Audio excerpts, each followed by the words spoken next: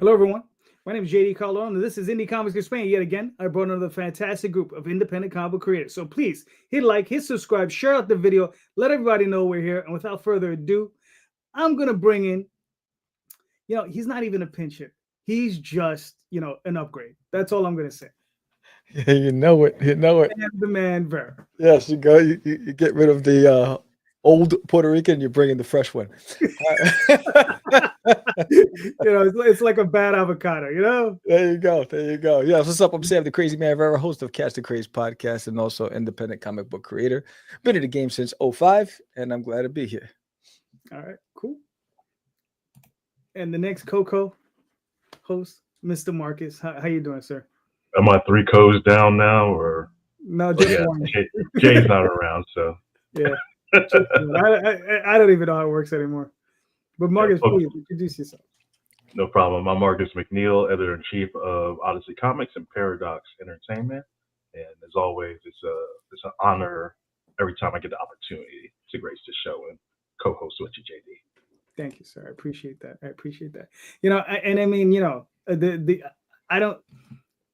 That check I sent you for like 50 cents, well deserved. I mean, you earned every cent. How you doing, Jeremy? Please introduce yourself. How you doing? My name is Jeremy Vinar. I also do some indie comics and self-publish. Thanks for having me. Happy to be here. All right, cool. Lukas, how you doing? Hi, doing all right. Thanks for having me on. I'm here representing Root Folk, which I wrote and is on Kickstarter right now with 3 days left, and it's my first ever comic. So I'm really excited to be here to talk about it. Also, my first ever one of these. So thank you for having me on. That's two of you, you and Jeremy. This is your first podcast. That's interesting. Welcome to the circus, boys. Thank you. That's what it is. It's a circus. All right, so listen, gentlemen, I got the show question. So question is, simple one. How can we expand our reach as indie creators? Because all of us are doing our own things to try to expand our reach. So I'm just curious, like, what is one thing? And I don't need your super secret. I just need, just a generalized thing that you would tell any other creator. Like what would be that thing? And Jeremy, you're in the hot seat. So what are your thoughts on that question? Gosh, I mean, I wish I knew the right answer here, but I've been trying for about 10 years now, on and off, to get my stuff out there, or in our comics. We've been doing a lot of local conventions. I'm East Coast, so we've just been doing a lot of local conventions, a lot of talking to people, trying to draw people in, not just customers and stuff, but talking to other artists, other people that do conventions like you guys, and trying to make connections that way. That's been the best way that I found to spread word and just kind of build that network a little bit. Building an actual fan base is definitely tough. It's tough, especially with like the way social media has like evolved over the last 10 years or so. Like I feel like I used to have more people actually engage or comment and things like that, and that's really trailed off. So it almost feels like I have to go back to like analog, and do more conventions, talk to more people in person, do it that way. But we've tried branching out to like farther conventions. Obviously that's tougher financially, but we've tried traveling up. We've even done it all the way up to Canada and things like that. It's tough.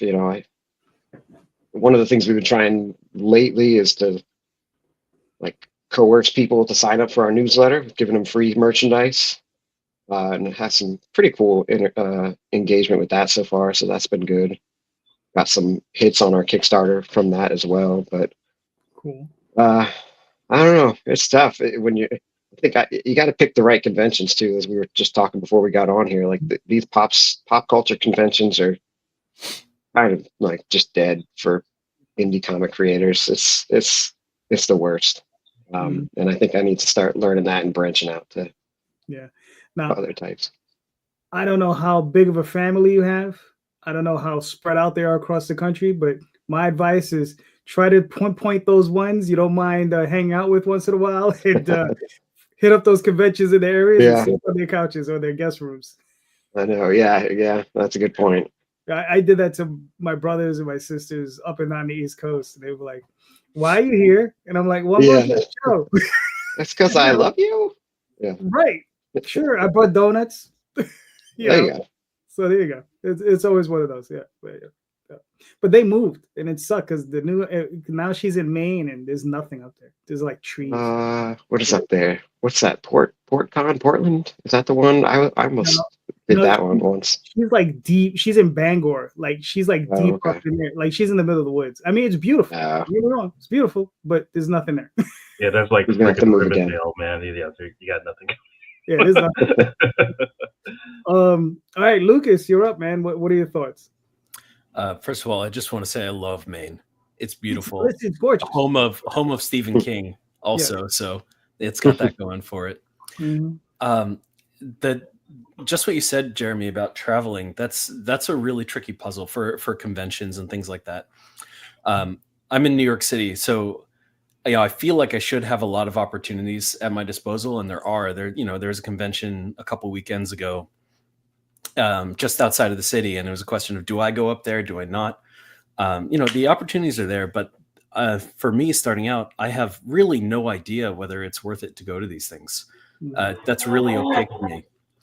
But my artist on this project lives in Texas, and he went to a con in Kansas City, and I sent him 100 business cards.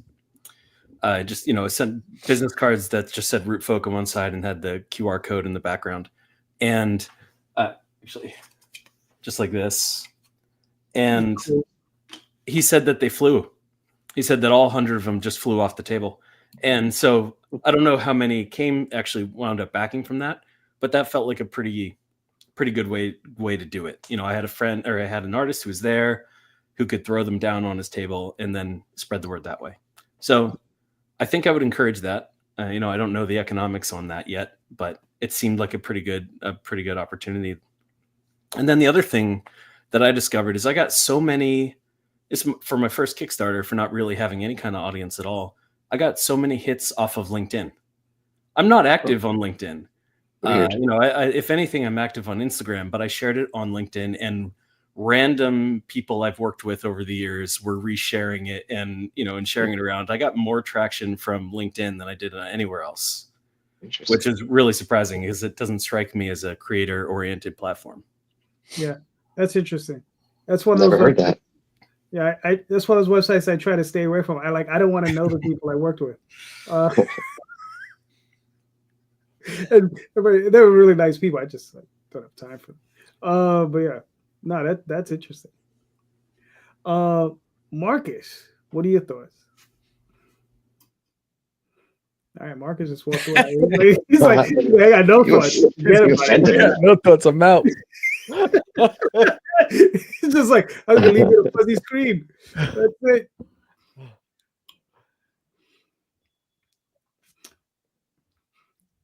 So Marcus, what are your thoughts on the question? Man, sorry, I had to pop in and adjust my lighting a little bit. And also, it just seems Sunday around my house is just like rip-roaring Sundays for anybody who has like a sports car or hot rod outside. So it's just super noisy. This is a tough one, man, because it's like, truth be told, you gotta do absolutely everything. That's what nobody likes to hear, man. There's no efficient way of doing it, because I've done everything from cons to newsletters to volunteering at the sick children's ward at the hospital to just like whatever you can get, whatever you can get out there and spread the word on what you're doing is really have to do it. And like what was said, social media is rough these days. X and Facebook suppress so much of what you do. I think we got a couple hundred followers on the Odyssey page. If I make a post that goes out to the people who are following, who have click their notifications, who want to see that content, still doesn't even go to them. unless you're paying to be in their advertising ecosystem. It's just like they suppress everything you do. Artists even have to do that on Instagram now. You got to pay for ads just to see, for people who follow you to see your images. Like, that's the entire purpose of the platform. But now they only want to do that without a monetization involved. So it's really just, you have to put all these things into your toolkit. And at certain points in time, certain ones are going to be more fortuitous than others. Sometimes there's conventions that might do something for you. Sometimes a convention can come up with, bupkis. Even if you do a big one, you come in and try and make a big splash and everything. The one thing that I've seen that works consistently well is what was already mentioned, networking with other creators, being a presence in the industry, making inroads, making friends, making opportunities. Sometimes the things that get you looked at aren't necessarily the things that you're doing, but it could be that person who invites you to something like this. It could be grabbing drinks with, random people that are into what you're doing and might have something that not even if it's necessary to direct collaboration, but something that could grow from the future. And those are the things that make like conventions really hard to quantify, because we often look at them in terms of selling our comic books and making sure that we're covering our table and our expenses and things like that. But you go into these situations where it's like, I was just talking about this on my WonderCon panel, and I was participating in that panel because my friend Arthur, and I think he's been here before too, who does California Inc. with 12/7 Studios, because he was a random guy that I met at a really small convention in San Diego, like years ago. But he was there and he was telling me about his comic, and his, it wasn't even a thing yet. And I was like, that sounds really cool. I'll know just from talking to you that you got a good mind for story and everything like that. And I told him, whatever you're going to do, let me see it, share it with me, take my card. Like, I'm going to be ready to help you out and promote you like the second you got that ready to go. And that's what I did. And that formed into a friendship and a collaborative friendship that exists now, is going to stay this years into the future, where, I'm supporting whatever he does, be it back in his Kickstarter or, going out there and sharing his information and saying like, hey, this book is great. This is something you should read, talking to my followers about it and things like that. You got to sort of be like a virus a little bit. It's not about like, the one particular thing you do, the one avenue you do. You gotta cough on as many people as you can, when it really comes down to it. And sometimes that will start spreading like a wildfire. Then when you do have the opportunities to do something more like participate in a panel or do anything in a group setting, that just really helps. And sometimes even if you're not necessarily growing from it, you can at least like maintain a certain level of steady, consistent results. And in this industry, sometimes being consistent and being able to say, hey, I've been doing comics for 5, 6, 7, 9, 10 years, like, that's enough. And that's the difference maker. All right. Sam. Yeah, I'm sorry. No, go ahead, Jeremy. If you got something. No, I was just gonna. I don't. The format's throwing me off. I apologize. But I was just gonna say I completely agree, Marcus. I met a couple of my best friends from conventions and who also do comics, and they've gotten me like some showings at like local comic shops for free comic book days or holidays or Halloween specials and things like that. And I completely agree. The networking has been the unsung hero of conventions. Like, that's really what I think I'll focus more on in upcoming conventions, and trying to diversify the type of conventions I do, like maybe some more book fairs or different themes of conventions instead of just the big pop ones. But yeah, that's the thing too. I think I did San Diego's Writer Festival last week. Cool. And it was my first time doing it, and I haven't met a whole lot of people that's doing it because it's a free event, so nobody's paying to get in there.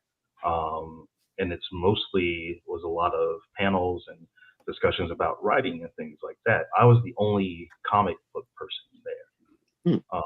But with that being said, since I was the only comics person there, the only comic publisher there, I was able to dominate in that space that I had. Yeah. So this is now a bunch of people who are readers, and quite a bit of overlap between that and even other comic creators there, who are now bought Odyssey books or reaching out to me about things or interested in doing things. And Actually gonna have like some cool things like spinning out of that. So even a little free cheapy, like, pop up 1-day festival,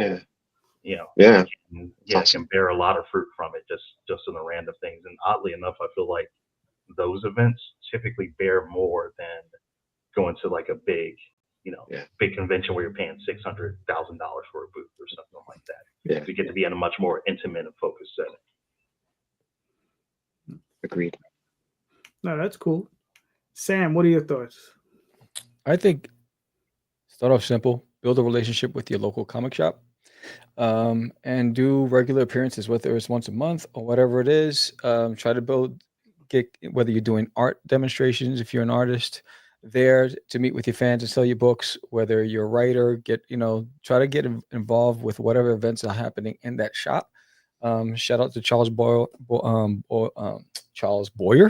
of Geek Out. I've been at Geek Out since I've been in Texas. They invite me back over and over and over again. I've built a relationship with them and collected comics as well. I just start there. Build your name in your area where you live. Because you think about it, how many independents out there in the market, right? But what percentage of them are actually distributed, right? Most of it's just hard grassroots work. Mm-hmm. Start in your own community, build those relationships, let the community and the family out there and everybody the people that pick up the books.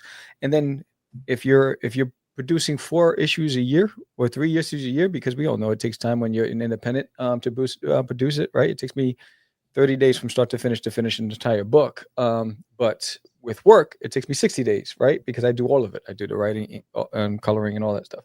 So, and illustration. I would just start small, build the relationships there. If you can't afford to do conventions, get with your local library. They're always doing events in the libraries where you can set up a table and meet and greet. Your community center. Every community has a center where they host events with families and whatever. Those don't cost you a thing, but you can reap the rewards because if they allow you to sell your stuff, your networking, your business card with the QR code, critical, right? You need those bounce backs, right? You need people to keep you top of mind. So start small. You don't have to have, Scrooge McDuck's freaking gold. You could just go out there and do some easy things that's going to get you some notoriety, build those relationships, get into that. And then as you start expanding, those people that are consistently coming to you, they're going to be talking about you to their friends. Yo, did you check out this guy's book? I met him at he's always at, Sopranos comic shop, whatever it is. But I would just start there. You don't need to have a wealth of money to be able to just start the game out. I think sometimes independents, they want the world to know who we are. Start in your local area and then branch out from there. The market will tell you what's going on. The people who pick up your books will tell you whether or not you're ready for that next phase in your growth. I think what happens, everyone overreaches. Right. And then they experience burnout and depression and frustration, right? Because they're trying to do too much. Start small. Yeah. Really good advice. Mm-hmm. Yep. Sam's been there, so have I. So, yes. Marcus, have you been doing it long enough that you've hit all those stages? Of the frustration and burnout, man, I go through that on like a weekly basis. So. It doesn't take long. I was actually talking to a creator about this yesterday because they were talking about a friend of theirs who used to do comics for about 5 years and then hit the point where they were like, and kind of got out of it and switched gears. I was like, there's typically a 5-year mark. I'm in like my 5th year right now where you start getting that and you either come out of that, you either keep going, you come out on the other side of it, or that's where most people hit the wall of like, I've been doing this for years now and spending a lot of money and a lot of time and energy, and you're not seeing the traction.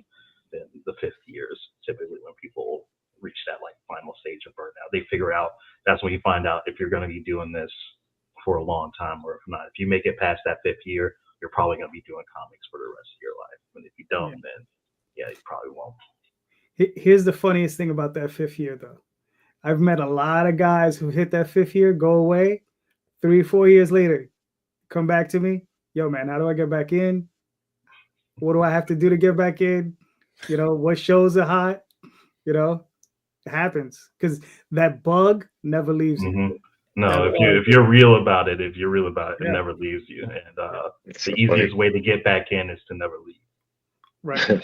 It's so funny. You guys just described my timeline perfectly. Like exactly 5 years, and I like just fell off, and it was just I couldn't like I was all those things, the depression, the all that, and it wasn't until about last year that I like exactly what you said. I got the bug. I just can't like I was more depressed not doing it than I was doing it, so I just said screw it. I'm just gonna get back in there. Whatever happens, happens.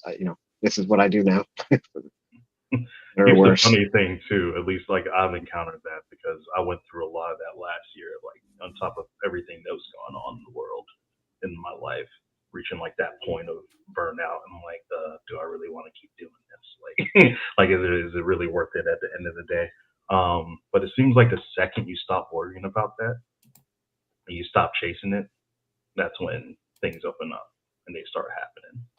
So once you start moving with a certain level of confidence and like comfort at your own pace and what you're doing and what you're about, I think that sort of has a systemic effect for how you approach everything and how people see you and how people approach you too. So once I stopped stressing about doing things, that's when the things that I wanted to do actually started getting done. And that's can't really even explain. I don't even know how to put that. Yeah. This is how the universe works, unfortunately. To answer the question myself, I mean, some of the things I've been ruminating is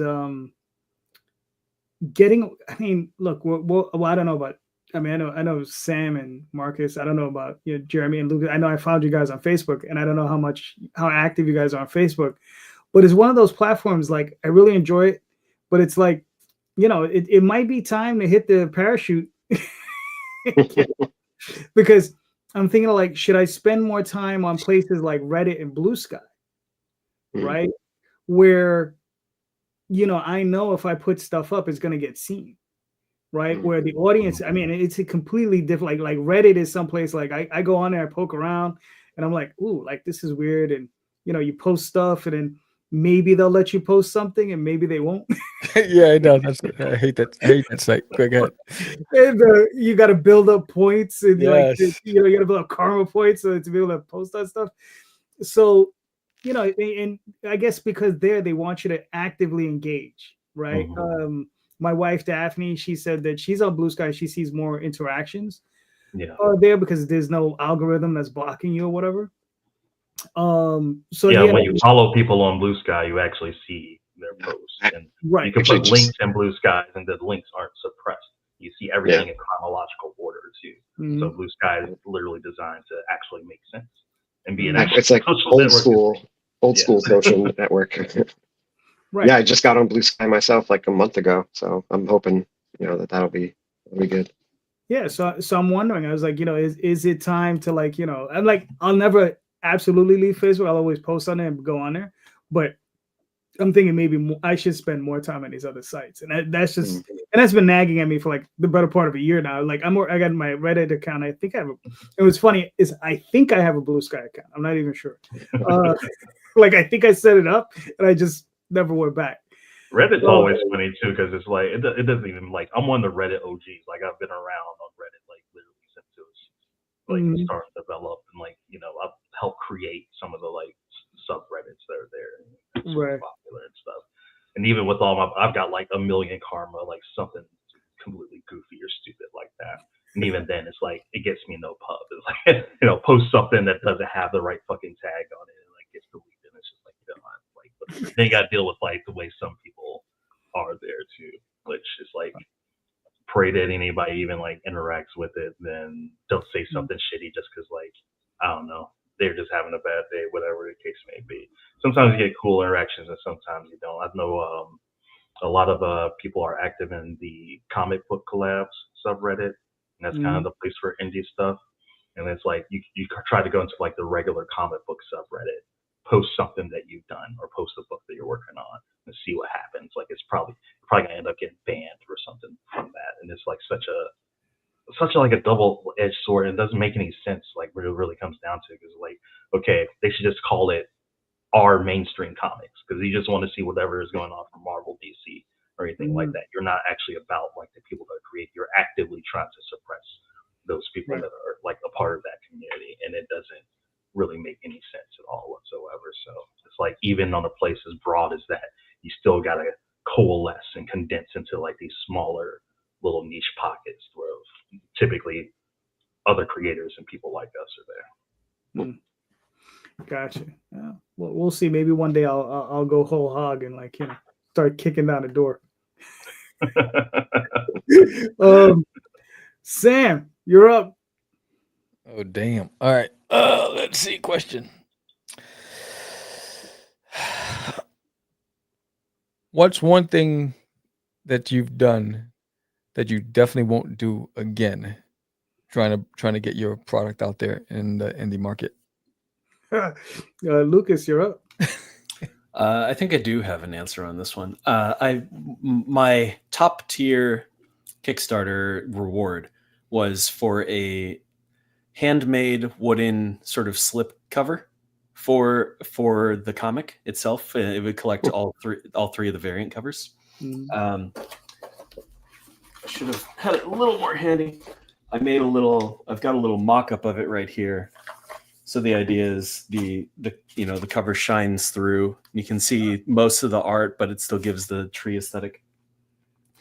And I figured that it wouldn't be a popular tier. It was going to be an expensive tier.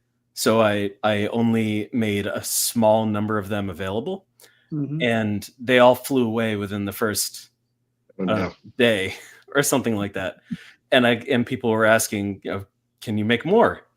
And the truth was I could, but I felt a little bit like I had, part of them flying off had been a function of the exclusivity of it, perhaps, the fact that there were only 10 available. Right. And I thought, well, okay, if I just unlock the gates on it and say, unlimited, will I find myself in a situation where I actually am overwhelmed with how many I have to make? Or alternatively, will people be upset that their limited tier is now less limited? So I brought it up to 20. I figured that was a middle ground that I could work with, and also the unit economics still made the same amount of sense for me. But yeah, going forward, if I ever have some sort of limited edition like that, I'm really going to plan for the best case scenario instead of what I did, which was did not plan for that. Plan for the whole thing to just fly under the radar and not get funded. All right, cool. Now, are you making those yourself? In collaboration with my dad, who is a furniture maker. So I've got access to a wood shop. Oh, nice. All right, cool. I like How many do you have to make so far? I have to make 20. Oh my gosh. Oh my god. It's going to be okay. I got it down to a science. Okay, nice. All right, good. Jeremy, your thoughts? A couple. I mean, well, one easy one is I'm not going to bother doing like Facebook ads anymore. I got nothing out of that. That was a big waste of money. But what else? I mean, kind of what we've already talked about. Some of these pop conventions seem to be a big waste of time. Well, I guess I keep going back and forth on that because of the networking. But what else will I never do again? Am I going to learn how to properly make a QR code, since I did that recently and somehow screwed up making a QR code on my printed material? That one's happened to all of us at least once, I'm sure. Oh, thank God. Okay, good. Even if you're just making me feel better, I appreciate it. Gosh, I don't know. I mean, I feel like I'm willing to try most anything at this point, but it's like I was saying earlier, I'm just, this is it. I'm just going for it now. Whatever, I'll do whatever to give it a shot. But even if something does fail, like at least I'll learn something from it. But I don't know. Yeah, the biggest waste has been that Facebook ad. I don't know why. That just seems like a scam. Yeah, it's a tricky thing too, especially if you just roll with whatever is the standard, like out of the can Facebook options that they give you when you do the ads. They don't. Yeah, I don't know what else doing. yeah, you have to do like these super highly detailed and targeted things, and even then, they'll break, and you have to do constant maintenance on them and upkeep. So once you get it down, like you start to see the patterns to it, but it's a high learning curve, that's for sure. That's probably more what it was. I felt like I was just getting robots talking to me, like people asking me to send pictures of the comic when I literally am showing them pictures in the ad or the link to the actual comic. Like, you guys aren't actually real humans. Yeah, that's typical. All right, Marcus, you're up. What would I never do again? I will never do any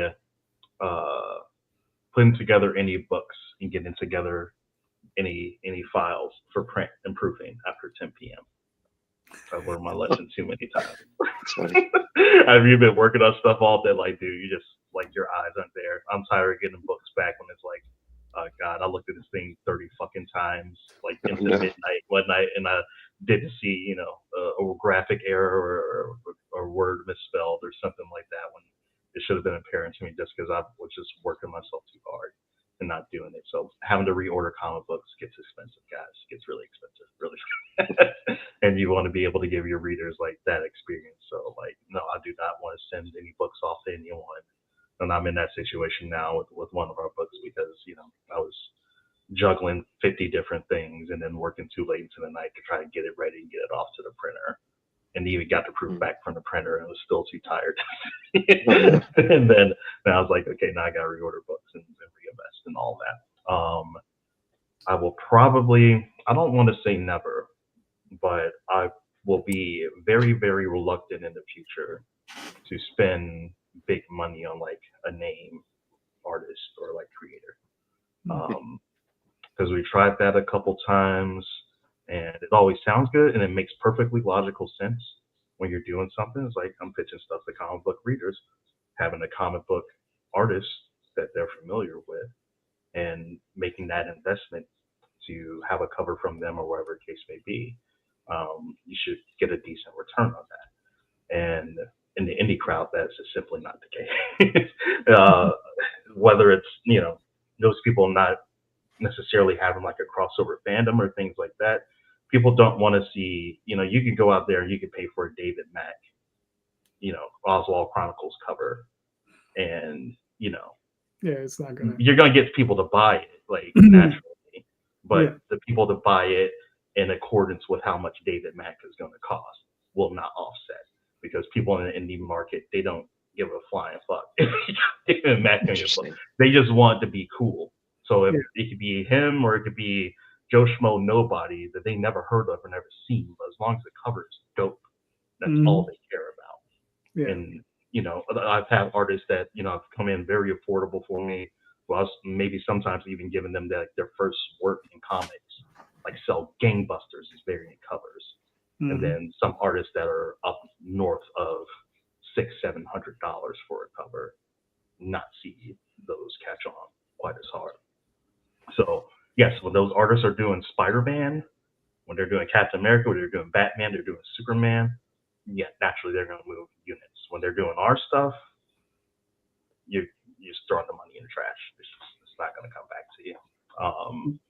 So yeah, in the future, unless I had a project that reached to the level that we're hiring someone that was higher up in the food chain in terms of notoriety and things like that goes, makes sense, then just don't do it. I got plenty of artists, plenty of people who are trying to start out, trying to build an audience for themselves who deserve that opportunity. You can hire 4, 5, 6 of them for that same rate and get their work out there rather than trying to shoot for a big name, hoping they'll make a splash for you.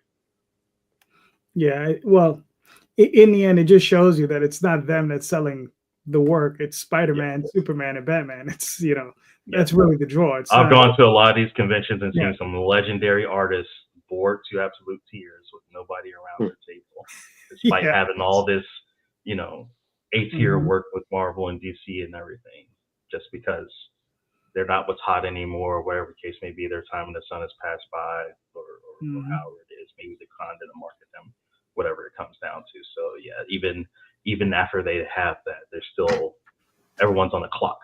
It seems like for a bit, and it's really weird. It's interesting and a little sad. It is. It's like I forget. I think I was at Emerald City, and I think Kevin McGuire was there, who did like Justice League International back, and then like someone who like I studied like when I started drawing and learned to draw after them and bought all their books, and like I love like desperately, and he's just sitting there plugging away the couple. By any chance, if Kevin sees this, I hope he's not embarrassed by it. So I'm like, I go over there and I talk his ear off and like buy his prints and everything like that, because he's always going to be like one of my favorites, and it's just like crazy to see that. Yeah, it's like some person just doing something that cool, and they don't really have any name for themselves, can draw crowds to themselves, and then like the legends, like the goats of our industry, can spend a whole weekend not really doing a whole lot just because whatever they did is just not the hot thing anymore. That's just kind of sad. All the talent in the world, but it's hard to make people notice sometimes. True. Marcus, JD, can I ask Marcus a question on this? I'm curious. Sure, go ahead. How do you feel about variant covers in general for the indie marketplace? Do you think they have good return? They're absolute necessity. Yeah, at this point in time. It's all about how you approach them, because variant covers in themselves are an entire like science. And it's still something that I'm learning, because it varies campaign to campaign, is never the same. It's just like sometimes you'll get the right mix of the project and the artist that you get to do the variant and the theme that you have for the variant that's going to bring something different. And we get into this, and I think we talked about this before, JD, where some people are like, oh, you don't want the variant art to be like too different from the other art, this and that. And then I was like, you're fucking crazy. You absolutely want it to be different. You don't want to keep like microwaving like the same thing and just offering that as a variant from another person. That doesn't help. They want to see a different take on the characters, a different take on the content, exploring the different concepts within like what you're doing.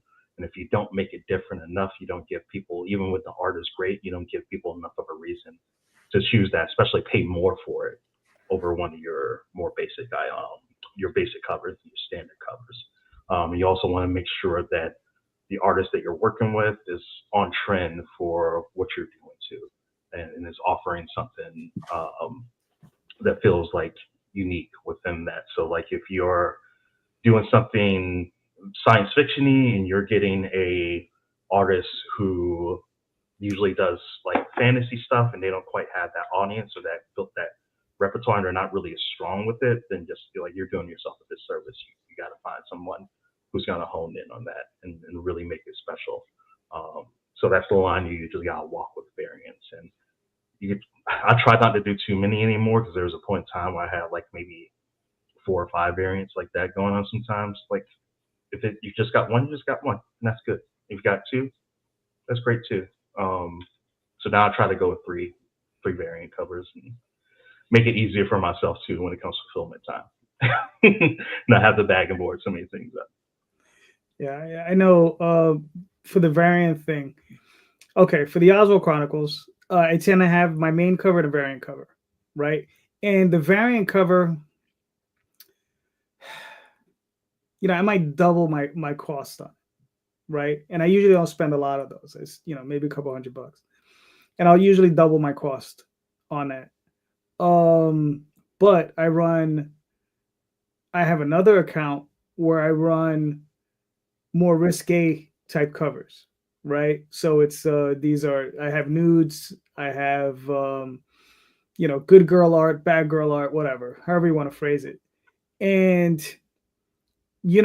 those covers tend to make a lot of money, and I'm just following a trend that's going on Kickstarter. I'm sure we've all looked at Kickstarter and we've seen all of the various there's a guy on Substack who does a deep dive on it, and he's saying like in 1 month 6% of the releases were NSFW works, right? So not safe for work, material, interiors, covers, so on and so forth.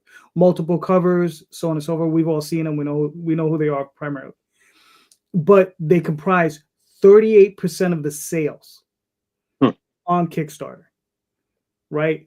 And then he goes down the list, like he breaks it down. He's like, superheroes does so much, like 9%, horror does 9%, fantasy does 6 or 7%, so on and so forth. He goes down this list.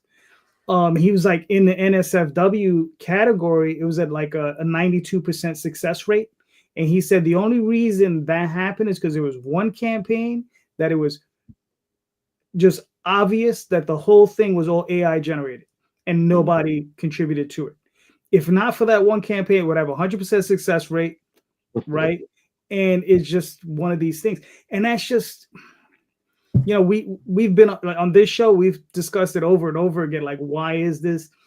And I mean, it's just one of those things. It's art versus commerce, man. And that's unfortunately the thing we're stuck between, and I have this, which I consider my art. And then the other stuff I do is also, I consider my art as well. But, to sell it, I have to do these other things that try to generate more revenue, as one guy told me, Tom Hutchinson, good looking Tom. He said, look, put a pretty face on it, because Tom doesn't necessarily do nudes. He just does good girl art. Right. So it's just all, sexy ladies on covers, but they're tastefully, done. He doesn't do anything. He doesn't do any nudes or anything like that.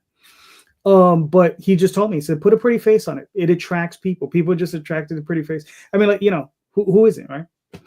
who doesn't want a pretty face? But to get back to the original question, this guy right here, that's a vinyl figure I did a few years ago. I could have bought a car, instead of doing this, but I did this guy instead, 1,200 pieces. This is one I will not be repeating. I still have at least 300 to 400 of these things, at least. And it's, all I can say is thank God I have the space to store them, because these things, they take up a lot of space. And they look great, man. If I got a nickel for every time that somebody said, "Oh, that looks really cool," I would have covered my. And the thing is, 3D printing is the future. Yes. Far more economical to do these than. What year did Obama go into office? 2008. That's when I did these. It was a different world back then, yeah. That's the only way you could do it, by sourcing it, tooling it, and getting. Well, yeah, it was all done in China. I mean, the whole thing. They did a fantastic job. The sculpt is great. It was from a design from my comic Tall Tales, another comic that I do aside from the Oswald Chronicles. And I mean, it looks great. I love it, but I'll never do this again. Because it was just ridiculously expensive. I mean, and that was in 2008 numbers, right?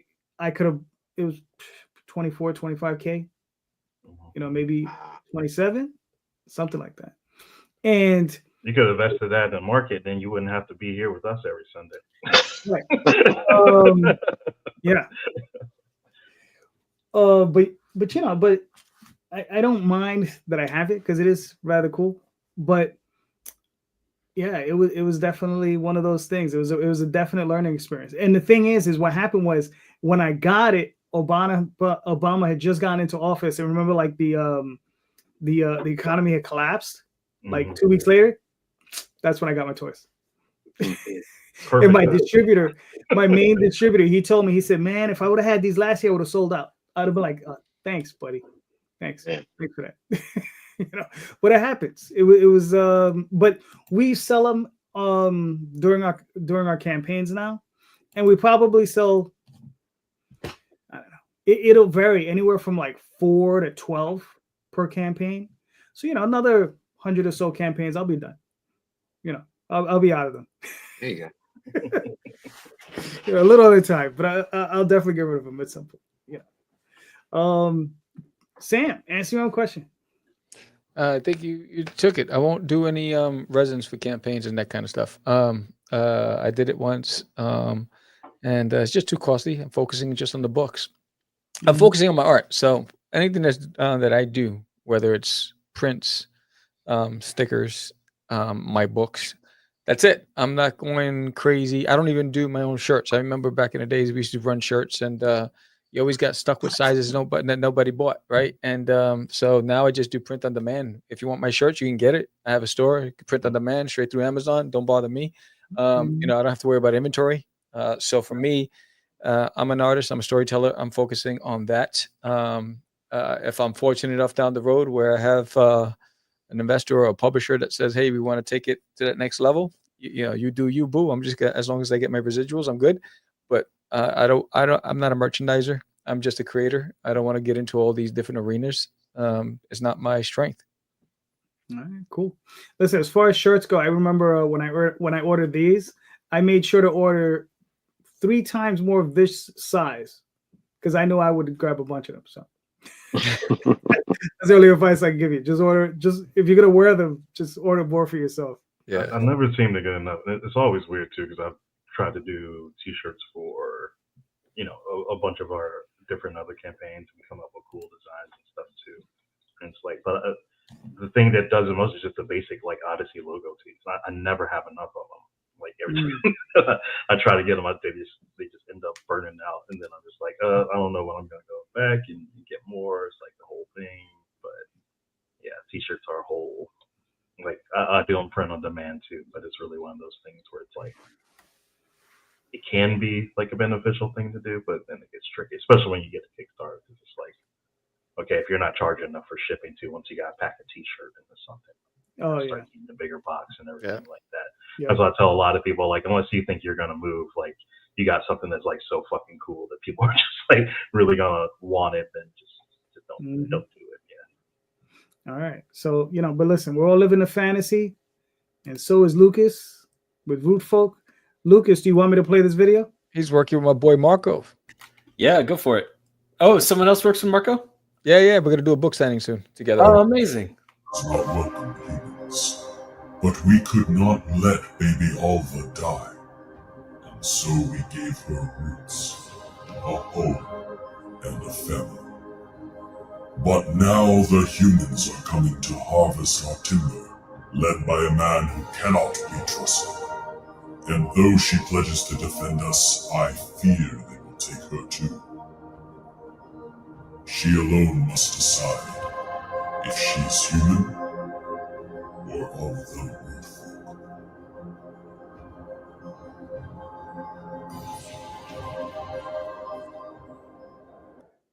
Nice. Very nice. All right. Thanks for playing that. No. So Lukas, walk us through it, man. Walk us through it. What are we looking at? So we're looking at issue 1 of a six-part story with the potential to continue on if I'm able to get all the way through it. But it ties up the story altogether.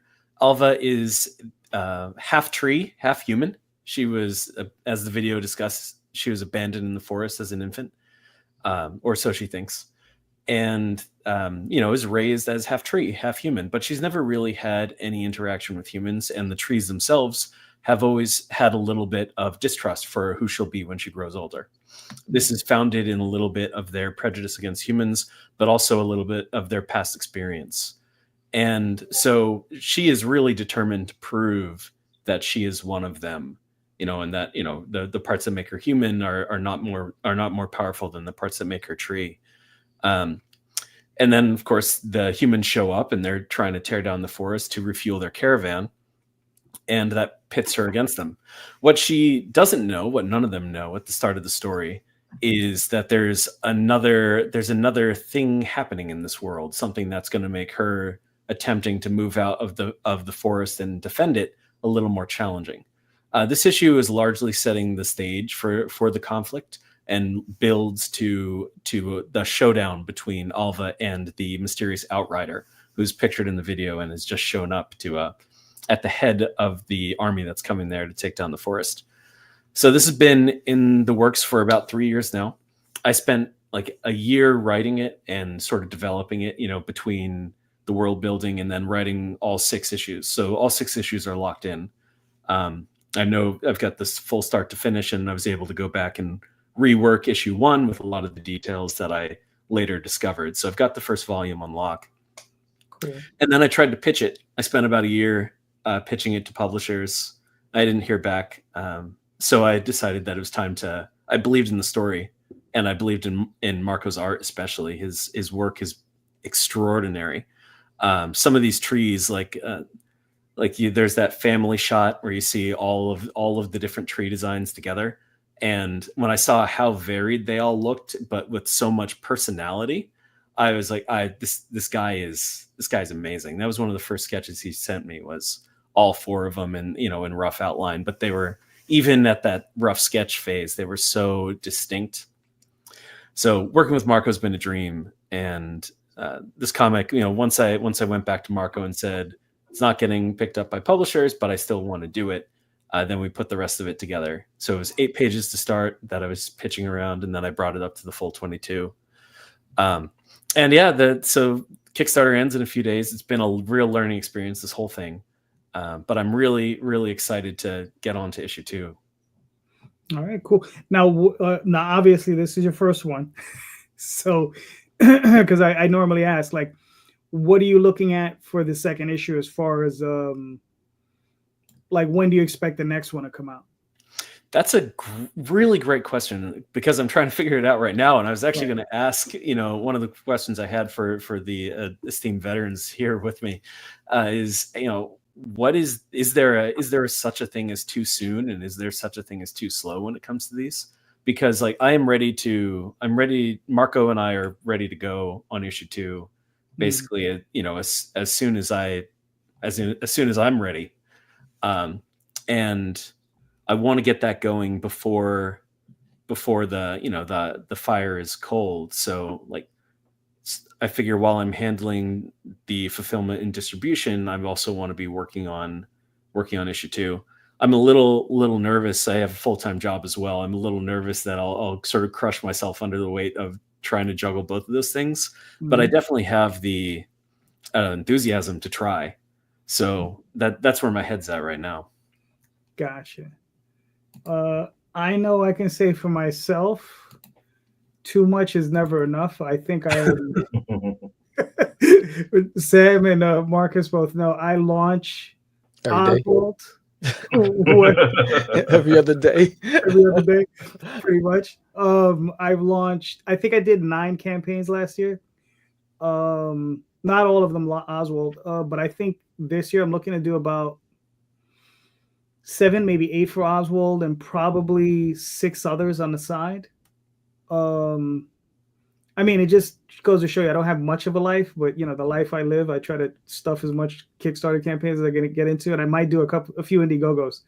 But the key thing is time management, right? So it's like anything else. Like you got a job, so time management is key, right? So the only thing I would advise before you launch the second book, fulfill the first one. Yeah. Right. So make sure you're completely fulfilled. And that's what I try to, well, that's not even what I try to do. That's what I do. I don't launch the next campaign until it's fulfilled. But like my latest Oswald campaign will be up in 2 or 3 days as well. And once that's done, the day that it ends, I'll probably be sending it to the printer. And then by the time I get the funds in from Kickstarter, I'll start shipping. And that I don't ship until I get the funds in, because it takes 2 weeks. But at that 2-week mark, I start shipping. And then by the end of the shipping period, I usually give maybe another week, and then I'll launch again. But it's because I actually have a huge backlog of material, because I've been doing it forever. So yeah, I was about to say too, is that your supply chain, so to speak, is also going to determine a lot of what you do. Right. So naturally, if you're going book by book and you need that funding in order to pay the creators, whatever the case may be, you're going to be a little bit slower to get out. And you want to ensure that everybody, of course, is getting their books and all the campaigns are being fulfilled before then. When it goes on something like, like we're seeing, like you'll see the campaign, of course, that'll have up. We can come a little bit faster because, writer, artists are one and the same. Lukas just banging everything out. So all I got to do is make sure the campaigns are filling in time. And this time what we did is, we had the next campaign ready to launch or in pre-launch as we were fulfilling the previous campaign. So we're staying very front of mind for all the backers that could work very well. It's like, oh, you get the book, you get all your stuff, and you know it's already in pre-launch. You can follow along, and then when that goes live, pretty soon after everyone's got their books and had time to read and get accustomed to everything, then the next campaign can be coming. And that seems to retain a lot of people. We got all the people who keep coming back, time and time again. I think this is our fourth one now, or our third one now, and seeing all the same backers come back time and time after again. It's always a good thing. I would suggest that you fulfill it and put the QR code for your landing page in the package. So when they get there, they open up the book. It reminds them to sign up. Hey, call to action, sign up. The landing page is ready. Boom. And then wait till everybody has it. Then, you can launch it, whatever a timeline you have. But that's a great way to just keep it top of mind. You already have your QR code. So I would create one just for your landing page, put a sticker on the sheet, on the plastic, zip, seal for the book. And that's it. That's great advice that I never follow. It's very true. Yes. All right, Jeremy, I'm gonna pull up your website, man, which looks. I took a quick scroll through. I really like it. So Jeremy, walk us through. What are we looking at? Yeah, so I have a few books. My latest book, the one that we just finished Kickstarter on this past Friday, is Bounty issue 2, actually. So issue 1 was funded last fall, and then I essentially got to work on issue 2 and finished it, and then we funded it this past Friday. It's about a customer service representative who dreams of being a bounty hunter. So in his spare time, he decides to go out and do some amateur bounty hunting with his wife. And yeah, I can put the link to issue 2 here too. But yeah, so that's my latest project. I've just been like finishing it, putting it on Kickstarter, and then starting the next one. So I can't quite do them as quick, like back-to-back Kickstarters as you guys are describing, but that's essentially where I'm at. Some of my older books here, these Perils Ahead, was my first book actually ever that I self-published, about a dungeon janitor. It's a fantasy book, a dungeon janitor who cleans up after the adventurers and resets the traps in the dungeon. That was my very first book. That was like a full-on graphic novel. I went full story with that one, and then I did a sequel to that one called Perils Below, which is somewhere on the site, I think. But the other series there, that Roll Your Way series, is something I did with my wife. Actually, she wrote it and I did the art. And it's like a choose your own adventure book, but instead of choosing, you roll a die to determine what page to turn to. And we had a couple of those. Those are actually completely sold out right now, but we are going to be doing a combo book between. There were 2 of them. We're going to do like a combo book that contains both of them. Probably going to kickstart that, I think. So we're getting ready to do that as well. But yeah, right now it's all about bounty for me as far as what I'm actually working on. And this is my first time doing actual issues instead of a full-on graphic novel, which has been really satisfying. I wish I had thought to do this earlier, but it's just something about not spending a year to 2 years working on a book and then finally seeing it printed, but doing issue by issue. It's like getting something out more often and getting something completed more often. It just something about that issue format of storytelling is also really satisfying. You can kind of tell a tight little story and leave it with a little bit of a cliffhanger at the end or something, or just something to keep the reader, interested in seeing the next one. No, that's been really fun to write for as well. Roll Your Way is a really cute concept. That seems really fun. Thank you. Yeah, that's my brilliant wife's idea. It was all her idea. And that one's, over the years, that one's definitely been the most popular one at like tables and things like that. It's very, very easy concept for people to get right away, and very, very novel, very unique. And with Dungeons and Dragons being so popular, it's definitely a cool thing, a cool niche. No, it's really nice. Thanks. Yeah. She's got like the third one like partially written. I kind of like nudging her every once in a while to get it going, so that we can, because it is like one of our popular series. Like, people want to just keep asking for more. Have you ever tried going to like a role playing game convention? We've done like Ren Fair type shows. We Mm-hmm. haven't done a role playing one. Like, we really want to try Dragon Con at some point down in Georgia. Mm-hmm. We just haven't yet. That's one of those expenses. We're like middle of the East Coast in Maryland, so it's, that would be a trip. Gotcha. But what are the other ones? There's another one. Isn't there one in like Ohio or Illinois or something? Isn't there another big one out there? Oh, if you're talking about the one that's owned by like Gary Guide, or right, yeah, I know it's a big one. Yeah. I know which one you're talking about too. Forget the name of it though. Yeah, but no, dude, your stuff looks great, man. Thank you. Yeah, we've just been doing it by myself, or not obviously not by myself, but like just putting it out there. Hoping someone notices for the last 10 years on and off. But yeah, no, it looks fantastic. So you just finished your last campaign, right?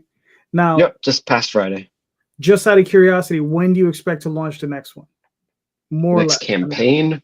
Yeah. Well, so I basically finished making issue 2 and put it right up on Kickstarter. So that means I started working on issue 3 like a month ago or so. Right. And because, like a lot of you guys, it sounds like I have a day job. I'm only 9 pages done on issue 3. So we're probably looking at, let's see, it's going to be another couple months, I would say, at least. Okay. Listen, man, that's fair, man. We all listen. Unfortunately, we all have to eat. Yeah. Right. We all have to eat. You can't just, unfortunately, we can't live off. We can't subsist off of just comic pages. Despite as much as we want to. But yeah, man, your stuff looks great, man. Thanks. Thank you. Yeah. I mean, definitely the next time you got a campaign running, let me know. Will do. Yeah, absolutely. This is great. Yeah. All right, hold on. Let me get Marcus up here, because this is an awesome book. Marcus, no video? No video. That's all right. I don't do videos either. Yeah, everybody's like, there's no reason not to do video. I'm like, yeah, there's just time. Yeah, time. Exactly.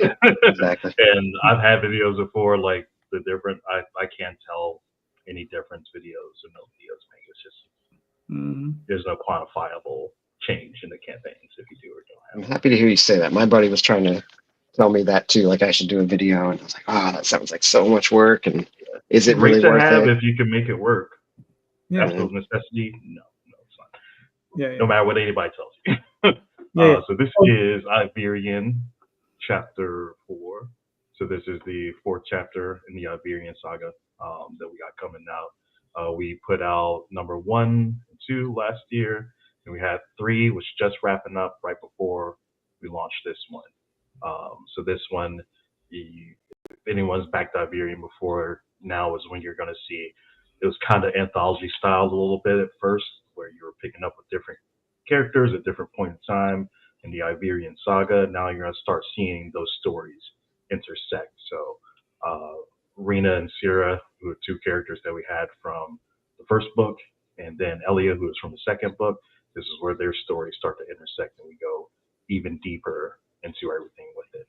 And if you're new to the Iberian family and you haven't checked the book out before, this is from our Paradox Entertainment imprint, where we do more mature dark sci-fi, really dark fantasy things too. So think of it as in the vein of like heavy metal or something like that. We're very much so trying to stick to that classic independent vibe.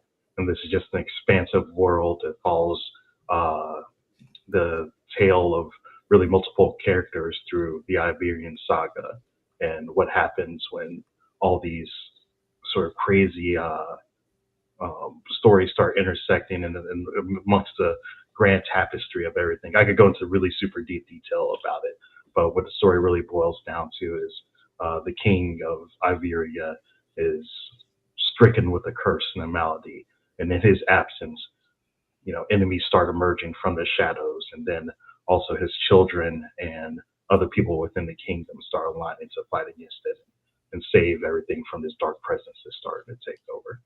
So we got, of course, brand new issue 4 that we got going on. This one's over 90 pages. So the books are getting denser and denser as we go about it. So I think the first 2 were both around 60 pages each. Last one we did was 90 pages. This one's 90 pages. So of course we're bringing back all the original ones and all the original covers that we had. We're also bringing back our paperback version. So on top of that, for people who like to collect them in the denser things, we have a hardcover paperback. See right there, yep. That comes in a 6x9 that collects issue 1 and 2. And now that we have 3 and 4 available, that's also coming in a new hardback too. So a lot of what I've seen, of course, people who got that first one, they're coming back and they're getting that second one. They're choosing to follow Iberian in the hardcover format. So they're getting big chunky books at the same time. We try to do them pretty economically for everyone. In this one, we're piloting global fulfillment, which is a new initiative that we're doing. So in order to try to better serve, and especially the whole tariff situation, thankfully all that is eased. So now these will leave and go to foreign countries without any tariffs on them. But what we were doing was partnering with printer network and distributions, where these are shipping straight from the printer and being fulfilled from there straight to the Kickstarter backers. They'll come in at very, very affordable international rates. So, some people who are in Australia or in Europe that are used to paying $24 or something like that just to get a single comic here, they're going to be paying $11, $12 to get a couple of thicker graphic novel books. Most of the orders are going to come in for international customers below $12, below $15, which is, of course, a massive savings for them. The tough thing with that is that we cannot include any extras with them. So we kept the prices down because they're getting just the books and just the books only. But we're giving it for, the best prices we've ever made available, and cheaper than mostly anyone in the comics area with Kickstarter is going to be offering anything. So we've launched last Wednesday, I believe. So we're doing pretty good. Of course, we got funded already. See a lot of people for Iberian coming back. We got another 3D resin figure that we're doing. So thankfully we can do these. I have the one from the last campaign here and have some extra ones. These came out really dope. And I wanted to make sure we keep it so everybody can see the actual size of them too. This one figure is laying down, but if it wasn't, it'd be about the same size of like a Marvel Legends action figure, for case may be. So they're actually a decent size, and we're able to do them. We'll source them, and I got my own 3D studio here.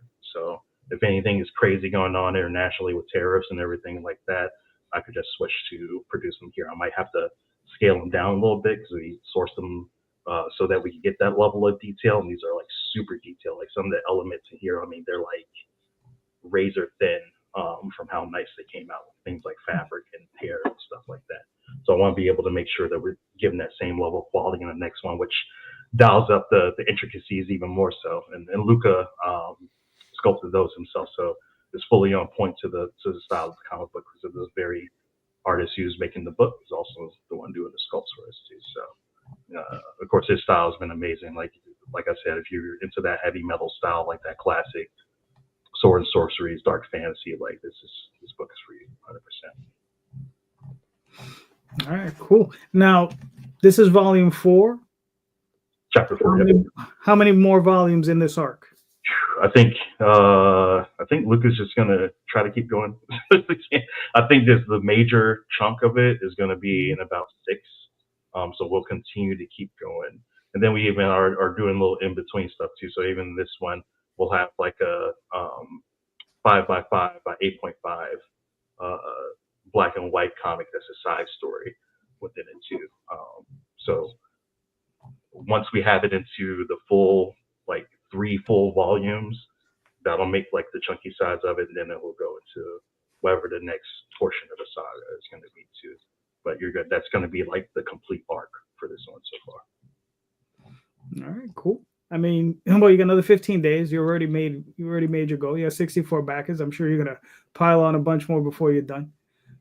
Yeah, this one's went at a much quicker pace than our last one, so we're hoping that we can tag on some more. So as we were saying before, our next one is like, okay, all the previous backers are coming back, but the challenge is always like, how do we get more people in? How do we do more?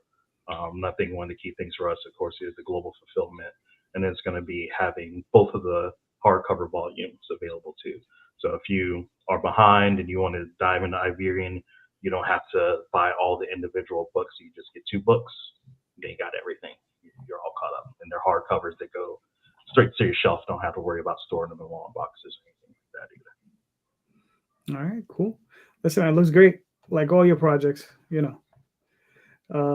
We try, man. Yeah, I love the coloring technique. It looks almost like a wash. Yeah. You're doing it, sir. You're doing it. You're not even trying. You're doing it. All right. So next up, there's an alien. Sam, you want me to play this video? Sure, why not? I haven't seen it in a minute. All right, folks. Buckle up because things are about to get wild. Picture this, a quiet suburban home, the perfect setting for a cozy evening. Right? Wrong. Alan thinks he's got a ghost problem. But little does he know, his house is ground zero for an intergalactic showdown. Alan calls in the ghost hunting pros from Nobu for you. These guys are legit, armed with EMF detectors and night vision goggles. But wait, Bobby, Alan's son, and his crew are on a mission of their own. They're convinced it's not a ghost, but an alien. And they might just be right. Enter Duty, the green alien causing all the chaos. Now, Duty is not just any alien. He's on the run from nasty piece of work, a fleet of alien pirates entering Earth's orbit. They want Duty back, and they're not playing nice. Meanwhile, Agent Doe, our no-nonsense government agent specializing in extraterrestrials, is hot on Duty's trail. At the same time, Herman the Chihuahua is losing his mind in his cage. This tiny dog is determined to catch the green visitor. Picture this. Herman barking his head off, Bobby and friends armed with makeshift gadgets, and ghost hunters stumbling through the dark. Oh, and let's not forget Agent Doe, methodically scanning the house with his high-tech equipment. Every corner of Alan's house is alive with mystery and excitement. The ghost hunters are convinced they've got a spectral situation on their hands. But Bobby's team is working every angle to prove it's an alien. Duty is desperately trying to stay hidden, dodging both the human and extraterrestrial threats. And just when you think it couldn't get crazier, the alien pirates make their move. Will Alan's home survive the ultimate showdown? Will Bobby prove his alien theory? Will Herman finally get his moment of glory? Stay tuned to find out. If you enjoyed this wild tale. It's hilarious. All right, Sam. So what do we got here? This is issue 7. For There's Anything in My Toilet, and it gets real. This is a lot of new characters introduced in the series. Duty has another dream sequence. If you're new to Duty, then you know that Duty in reality takes a licking, but in his dream state, he becomes a larger-than-life character, and this time he's influenced by Nobu for You, which is the ghost hunting crew that's in the house looking for ghosts, but because Alan thinks there's a ghost in the house, but it was really Duty walking around with a bedsheet, trying to hide and avoid being detected. And so there's a lot going on. You have Nasty Piece of Work, which is a space pirate. They're heading straight to Earth because they know that the son of the Emperor of Uranus is on Earth, so they want to get him and use him as ransom. You have General Goatee, who has to go back and recover Duty before he's captured by Earth or by the pirates. You have Agent Doe hot on his trail, right? Agent Doe's pulling on all the stops, getting closer to tracking Duty. You got Herman the Chihuahua, who still thinks Duty's a jalapeno, and he's trying to go after him. So there's a whole lot going on. Bobby thinks he saw an alien in the toilet. So Duty, basically, time is running out, and his options are very limited, and he has to try to evade everybody. So there's 3 variant covers, and each cover has a different ending, an alternate ending. And you will only know if you got the right ending when you get the package in the mail or the digital reward, because that one will come with a gift. And it'll say congratulations, because that ending will lead to issue 8. And then there's an homage cover to Fantastic Four #1.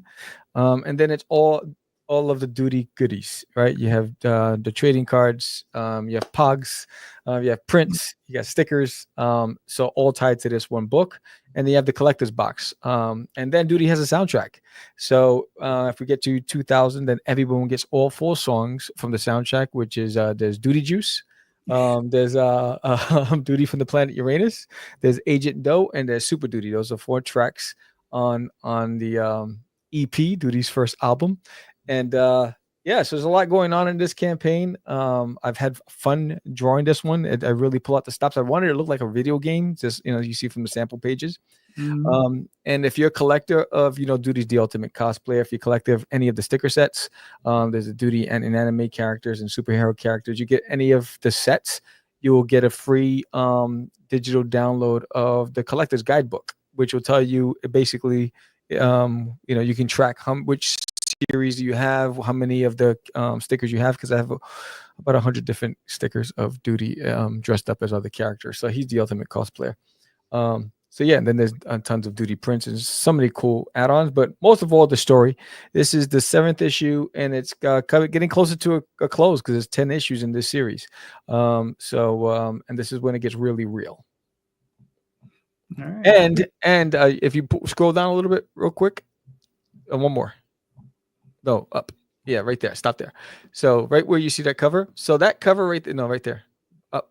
Right there. No, above the book. Above the one. The next one up. Right there. Yeah. No, yeah. You see where it says, yeah, you go. So that cover, Cycle Sal. No, right below. Yeah, right there. Right below Creative Team. Where are you going? Right there. Yeah, you go. Stop right there. Stop. They'll stop you to I was about to say you must be on lag. No, yeah, I must be on lag. Yeah, I think I'm getting it's a lag. delay. I'm right here. What are you talking about? I got a delay on my end. So yeah, there it is. So that cover there, William Russell, who has Cycle Sal, which is on Kickstarter right now, he commissioned me to do Duty as his character. That's a variant cover on his campaign. So if you get his cover, my cover on his Kickstarter, and you come and get any cover on my book, you'll get a free 4-inch sticker from me as a thank you. So so Duty, everyone loves a little Duty in their life, and so Will fell in love with Duty at the conventions. He's like, yo, I want your character as my character. So his campaign's going on right now, and then right below that is the Art of Duty book, which comes out in the fall. I've already received 7 different artist renditions of Duty. So it's Duty's 20-year anniversary. So I created Duty in 2005. And so this will be a 200-page art book. And I'm giving 20 artists an opportunity to send me your renditions of Duty in honor of his 20-year anniversary. And you'll get featured in the book. This book will be distributed nationally in bookstores. And it's going to be my first all art book for Duty, and I'm excited about this. So I received one from Daphne. She did a fantastic Duty rendition, and I got tons of fantastic submissions. So I'm excited for this campaign. And Duty's always been a slow start on Kickstarter. Duty's fan base is more conventions, so we always get funded, but it's just a slow start for this campaign. So, but I'm excited for this one. All right, cool. And you can get all the back issues. So you get all 7 issues on this campaign. There's a digital back catch-up tier, and there's a physical catch-up tier as well. And then in this campaign, there's a collector's box. So, which is right here. Bam. So this will look great on your shelf. And this collector's box holds 5 graphic novels and 2 comics. That's how much it can stack in here. And I'm talking about 160-page graphic novels. So it's pretty dope. Nice. Now, what possessed you to get Pogs? Yo, dude, Duty, man. Yeah, Duty's nostalgic, bro. Yeah, he's like, yo. So You just got to do the Pogs. yeah, gotta do the Pogs, right? And so it was just fun bringing back the old school. Everybody wants to be down with the 80s. They just, for this generation who missed out on it, you missed out. But yeah. So it's just having fun with it. Did you actually find a place that prints Pogs, or are they like homemade, or how? No, there's a Pog manufacturer. Yeah. Amazing. Yeah. I still have all my Pogs. Oh man. Yeah. Jesus. All right. Well, listen, you're almost there. So you're gonna fund probably in the next couple of days. So good job, Sam. Duty's always a lot of fun. Love the book. Thank you. Always I love the multiple ending idea. That's fantastic. Yeah. Yeah, I wanted to make it fun with a little twist, and those covers will only be available until they sell out. I will only have at the venues the one real cover with the run right ending. I just had fun with this campaign. Samuel, I am so impressed by all the stuff you've got going on in this campaign. It sounds like a little bit of a logistics nightmare, and I admire you so much for all the work that you are clearly putting into this and getting this all live and up. It's really cool. Thank you. I think it just designing the damn Kickstarter page took like a few weeks. Yeah, imagine. Yeah. Is this the first time you've done the multiple endings, or have you done that? Yes, this is the first time I've done it because I only did one camp. I didn't do any campaigns last year. I think I took a year off because I was on a convention tour circuit. And so I just felt like I wanted to make it exciting for this campaign and make it fun for everybody. And then you don't never know. It's a gamble. I mean, you can get all the covers, or you can get, all bank on the one you get. But if you get the wrong one and then you come back for issue 8, you're like, wait, this doesn't make sense, right? So it's like, that's not the right ending. But I gave myself more work, right? Because I had to draw more pages and write more endings, right? So, but I had fun doing it. And I was inspired by Dragon's Lair. So if you saw the sample pages that were on the main page, I was inspired by, I don't know if any of you remember Dragon's Lair. When I was a kid, it was the first video game that looked like a cartoon. And so I was like, yo, I want to make the pages in this book feel like you're in a video game. So I was just having fun with this. All right, cool, man. Listen, man, you're doing it. I love it.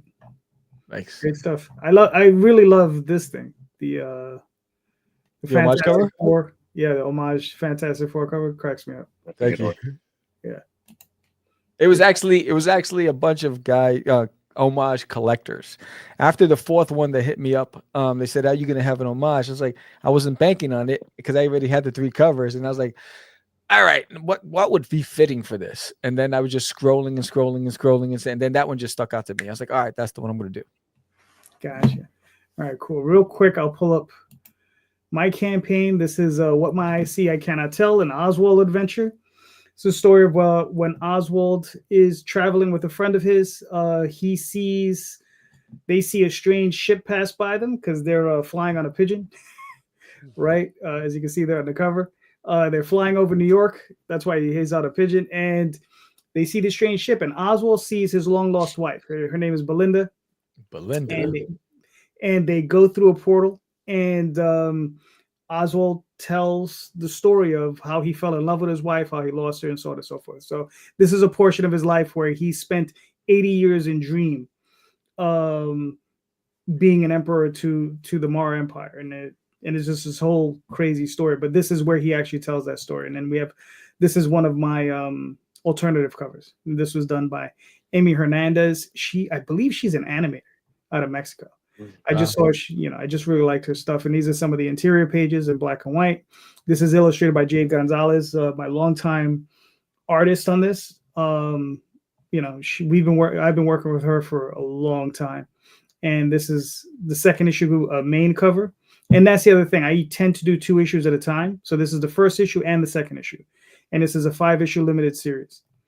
And this is, again, Emmy. So she did the second alternative cover.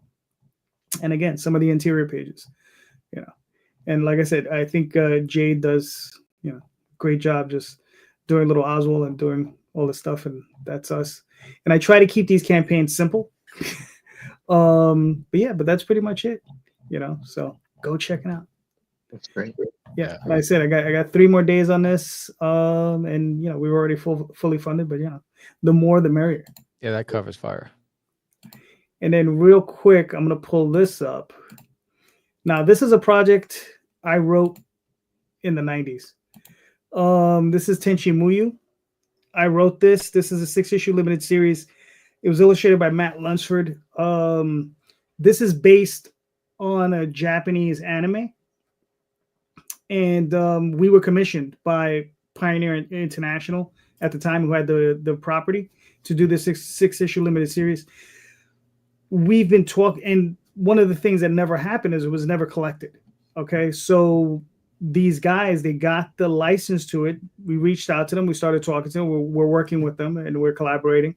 And they're putting out the trade paperback after 30 years. So, you know, it's actually pretty cool. They're very excited. There's a huge Tenchi Muyo community, and they're actually really looking forward to the book. The 6 issues actually sell, if you buy them as a set, has sold as much as $200 for the 6 issues on eBay. So it's a little nuts. So I think there's a market. So, you know, 447 followers. Oh yeah. Yeah. So It's crazy because I haven't thought about Tenchi Muyo in like forever, but then like as soon as you mentioned it, I saw everything. It was just like flooding back to me. So yeah, I'm gonna be one of those people probably jumping off. So opposite of Marcus, I think about Tenchi Muyo all the time. It was my first anime. Really? And yeah, and the idea of how they manipulate energy into weaponry in that series has stuck with me forever. I still think it's one of the coolest things. So yeah, consider me a follower on that momentarily. All right, cool. Because yeah, it's like I said, I wrote it. I did that job, like I said, it was in '97. You know what I mean? Matt and I were doing some other work. Then we got involved with that, and I had never even heard of it. I never heard anything about it. I didn't know anything about it. I just remember them handing me like a huge 12-set VHS tape thing, and it was just like, here, watch this. And I watched 28 episodes in 2 days, and they were like, all right, submit your proposals. And I did 2 of them. They accepted the one that got printed, and that was it. And what's funny is it was the only 6-issue limited series Pioneer did. So it was over and it was done. And we were like, okay, well, I guess that's that. And, you know, a lot of people liked it, but we were just like, okay, but, you know, what are we going to do from here? And now these guys, huge mega fans, they were like, yeah, we want to do this. So they're doing all this work and they're putting it together. So I'm like, all right, however I can assist. You know, we cut a deal with them. So Matt and I are on board. So we're going to move forward with this. So it should be fun. Nice. You know, yeah. You know, like I said, my thing was I've always wanted to see it collected. That was the only part that upset me. I was like, we never had a collection. So, Marcus, you're up, sir. All right. I think my question to the panel is going to be, if time and cost is no issue, what would be your preferred method to produce your comic books in? Preferred format: graphic novel, single issues, super deluxe omnibus hardcovers. Like, what would it be? All right, cool. Jeremy, I think we're back to you. Normally we have more. Usually I have like 2 more guests. I just rotates really quick. Sorry, but Jeremy, you're up. Yeah, I mean, like I said earlier, I'm on this issue kick right now, and just really enjoying it. I don't have I do have like what could be like an endpoint for bounty, but I also could see it as just like a almost serialized, just different antics each issue. But there is a place I could end it at some point, if I want to just move on to something else. But right now it is the issue thing. I started doing that with graphic novels, and I do like how they're all encompassing. They can be, just kind of one full story, start to finish. It's just so much work, but time and money, huh? Gosh, yeah, I know it's hard to imagine a world where those aren't a factor. Yeah. Especially in our Yeah, just pop up comic books. No, I don't know. No, I'm really liking what I'm doing right now. It's a strange thing to say, but just because of how the turmoil I've been going through in the last 10 years. But yeah, I'm happy doing the issues. It'd be nice if I could do them faster. But I guess that would be the real change, is just to be able to actually do them full time and focus on them. Then I probably could get one done a month, but I don't have some big epic in me, like some big, 500-page omnibus thing. I got into comics as a, as a child of the 90s, like when artists were like the king of comics, I just wanted to draw comics. I didn't necessarily think about writing them. That just ended up being kind of a necessity, like something I had to get over. Turn out you have to actually have a story if you want to write, if you want to draw comics.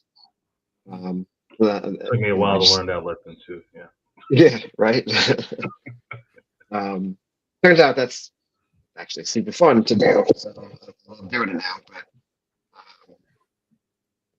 But yeah, so like most of my stories are pretty like mundane mixed with extraordinary.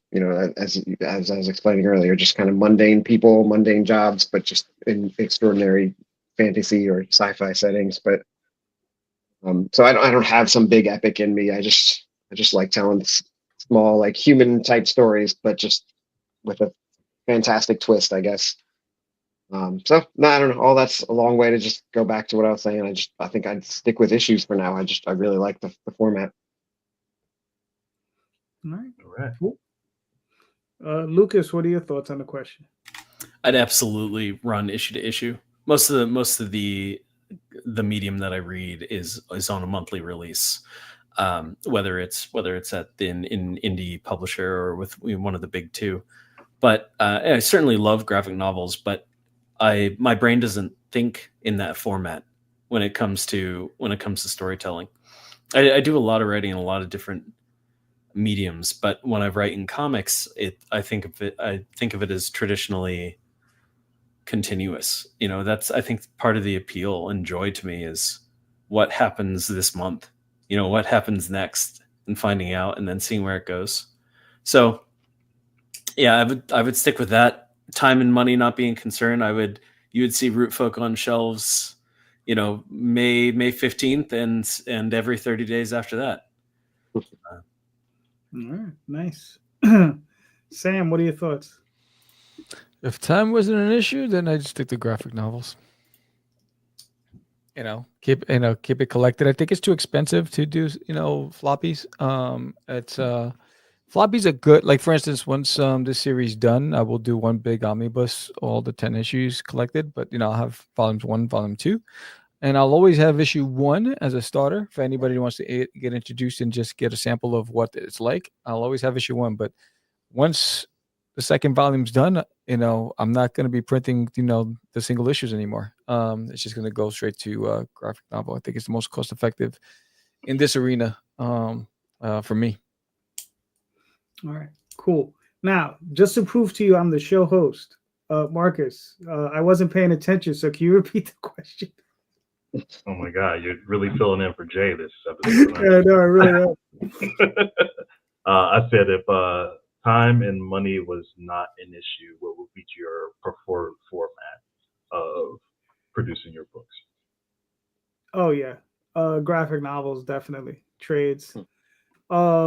If time and money were no issue, yeah, definitely trades. I mean, Oswald Chronicles is coming in at 44 stories, so, and that's not a single issues, that's stories. So some of them are like 4 issues, some of them are 5, I got some that are 9, I got some that are 10, I got some that are 1. So but definitely graphic novels. That would definitely give Bone and like Cerebus a run for the money. I think I'm 2,000 pages in. So, it's a lot of pages. I'm a lot of pages in. So, and I'm working with 2 separate artists. So it's a little bonkers. There are days I sit up and I'll be like, what the hell am I doing? But the story is written and I want to get it to the end. That's my thing. Respect. So Marcus, answer your own question. Man, I don't know. No, I think it just goes to everything because we're in a phase where we're experimenting with like a few different things. I'm sort of like honing in on what's going to become like the Odyssey House book, and like I got like our first proof back for it. So people seen this one probably Kickstarter for. This is Planet Pumpkin, and this is probably how it will be going into the direct market. So it is a about 54-page hardcover, and you're starting to see more books in this format go out too, because they fill a very interesting like intersection, because they're bigger than standard comics, so you get more story per release, but you don't have to go by periodical release format. So if these come out twice a year, once a year, wherever the case may be, cool. It's in more of a digest format, and it's in a format that's more familiar to non-comic book readers, because this is a style of book that they picked up when they were kids. So Gen Z is a little bit more responsive to it, because it's not just like a floppy comic. They don't know what to do with those things. You give them a hard cover and say that, yeah, this is book 1. You're gonna get book 2, book 3. We'll have these, available in a box set, or they'll be collected into like a bigger prestige trade format at some point in time. They respond to that a lot more. So I know a couple of people who are like waiting with bated breath for us to get these out and for us to do these. And then they actually come out pretty economical for us too. So this 54-page hardcover, you don't have to worry about bagging a board in it. All that stuff goes right into your shelf as you collect $15 for these. And we know just like a 24-page indie these days could be hitting you for like $10. So for us to come in at like $5 under what 2 indies for like another publisher would be is a really good value proposition for us too. So like I've been trying to like think about what to call these. I'm like calling them like maxi books, because it's like book maxing, look maxing, but for books, because you're just doing so many things to maximize the potential and the attractiveness of the story that you're doing for a bunch of different readers. It's not too much of a foreign concept from traditional comic book readers, but for people who normally stick to literature, or maybe they're on manga, things like that, it's something that they're more familiar with and more comfortable with too, at a price that's really good, and then a format that's going to be, of course, like durable. You can trade them, give them to a friend, throw them in your book bag, whatever the case may be. You don't have to worry about taking them out of sleeve every time you're doing that. You can always pluck it off your shelf, open it up, put it away. So I'll be interested in seeing how people do that. I know of course, with Iberian is when we really first started testing our hardcovers, and I see people keep coming back for those every time that we make that first one available. People keep buying it, they keep buying it, they keep buying it. So it's like,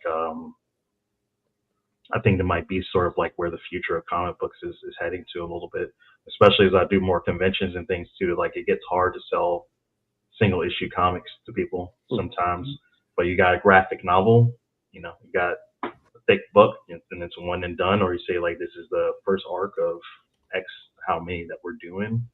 People just pick it up.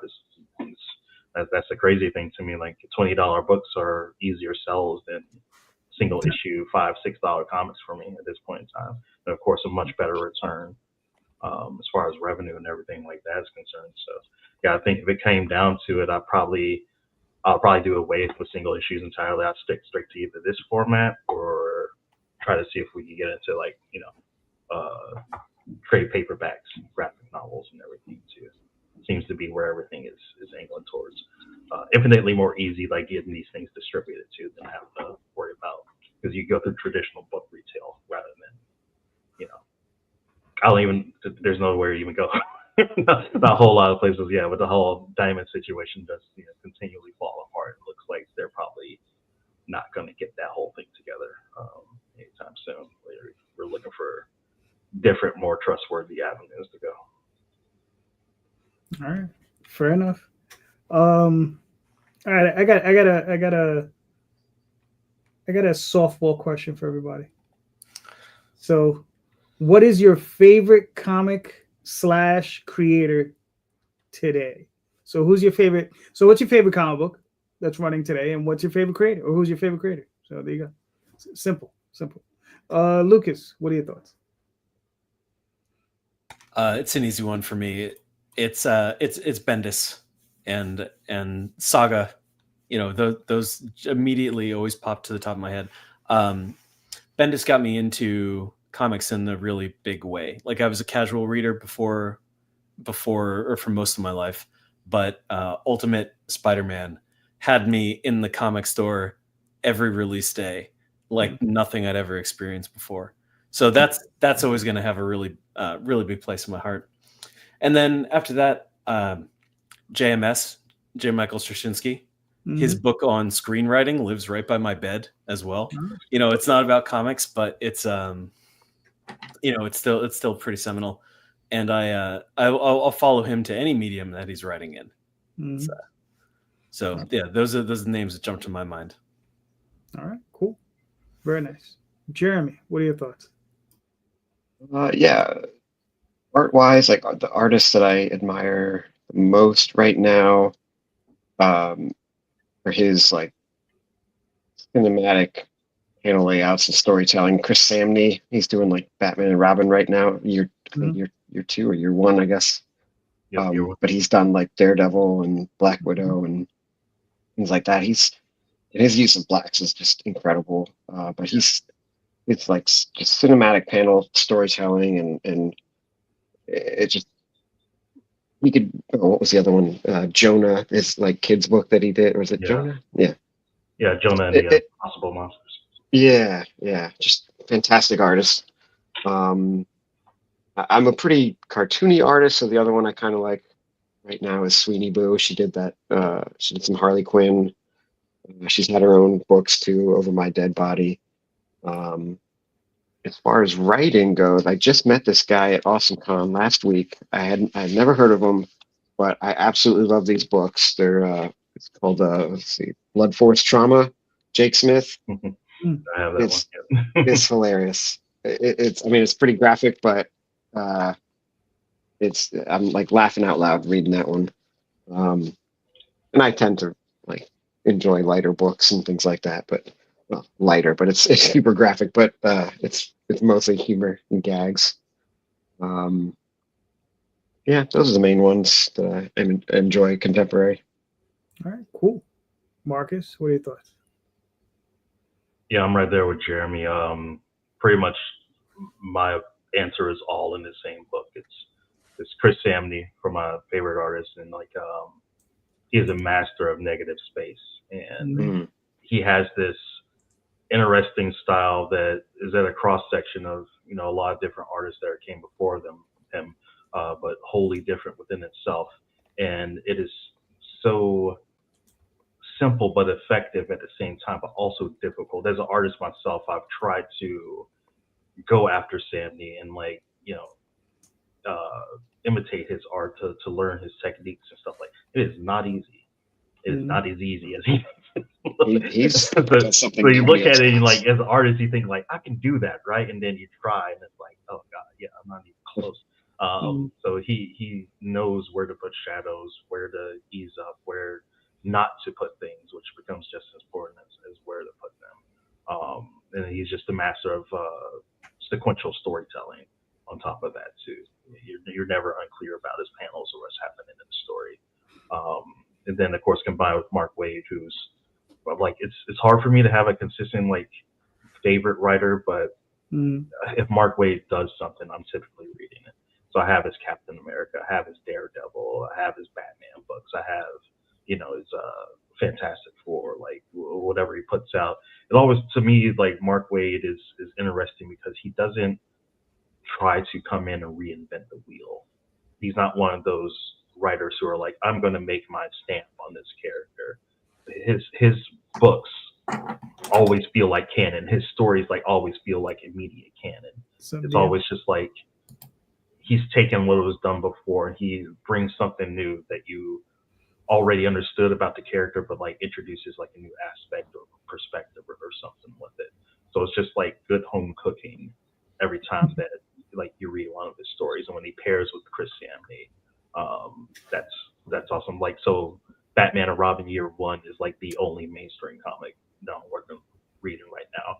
Even as I say, as someone who prefers to read in trades and collect graphic novels, things like that, I go to the comic shop every month to pick it up and make sure I get the latest release. So that's how I know when something is really hitting it with me. So other than that, probably Jeff Lemire is pretty up there for me too. But yeah, right now it's probably Waid and Samney they're doing it for me right now. All right, cool. I don't know if you guys know this guy, but if you've if you like Samney's work, you might want to check out Alex Toth. Yeah. Because that's exactly what it reminds me of. And there are 3 books put out by IDW covering his life and his work. And like I've seen his work in comics, but the stuff, those 3 books, just like I was just like, wow, like the stuff and breadth that he's done. Because he's the guy who designed Space Ghost. He's the guy who designed Thundar the Barbarian, but not Jack Kirby did all the monsters and the backgrounds, but he designed the main 3 characters. And he did a lot of that work for Hanna-Barbera, but he also did a lot of comic work.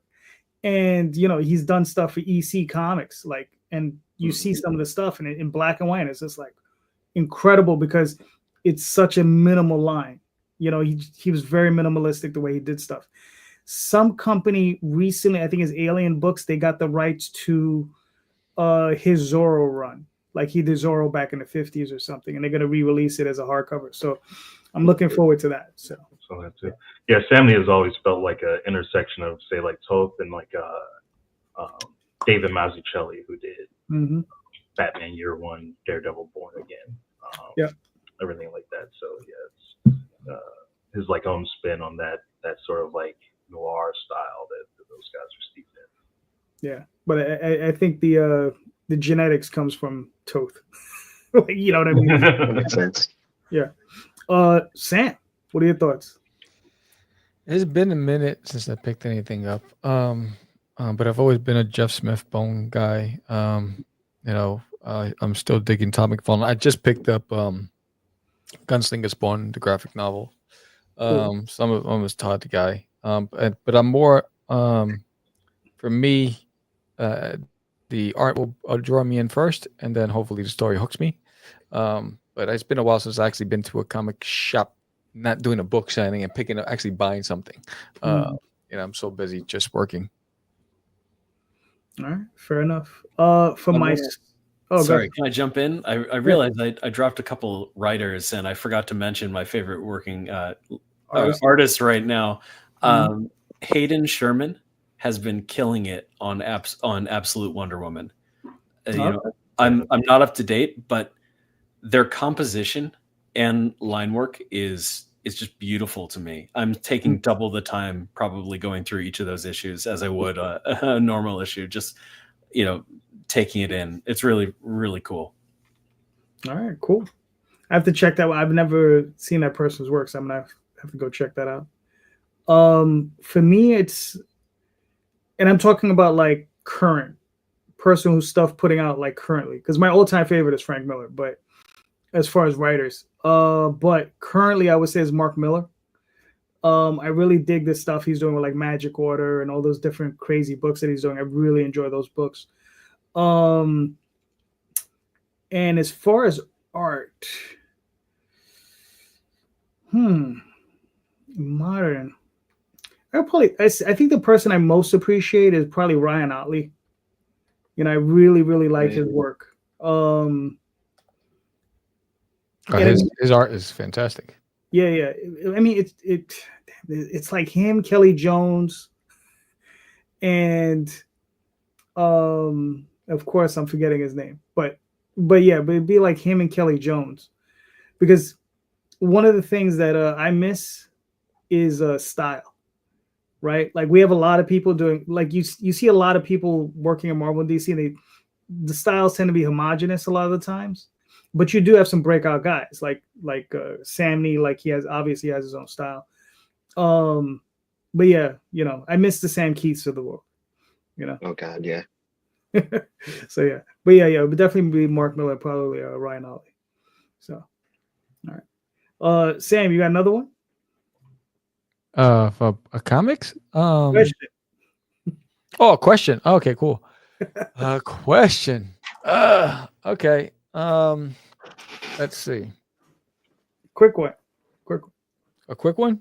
Go ahead. Why are most indies hesitant, in your opinion, on doing the convention circuit? fair enough. Sure. I think we're up to Lukas. That's gonna be a hard question for me to answer, honestly. I don't know that I have enough context here to really speak to it. I don't go to a ton of comic conventions, and when I do, I usually do take the time to find the indie comic presence. So I think I've not really felt that. If that's the prevailing feeling about indie, FaceTime at these conventions, then I'm sad to hear it, because they do such incredible work. Yeah, I'm sorry I can't really offer more of an opinion on that. All right, listen, that's fair. That's what the rest of us are here for. Jeremy, what are your thoughts?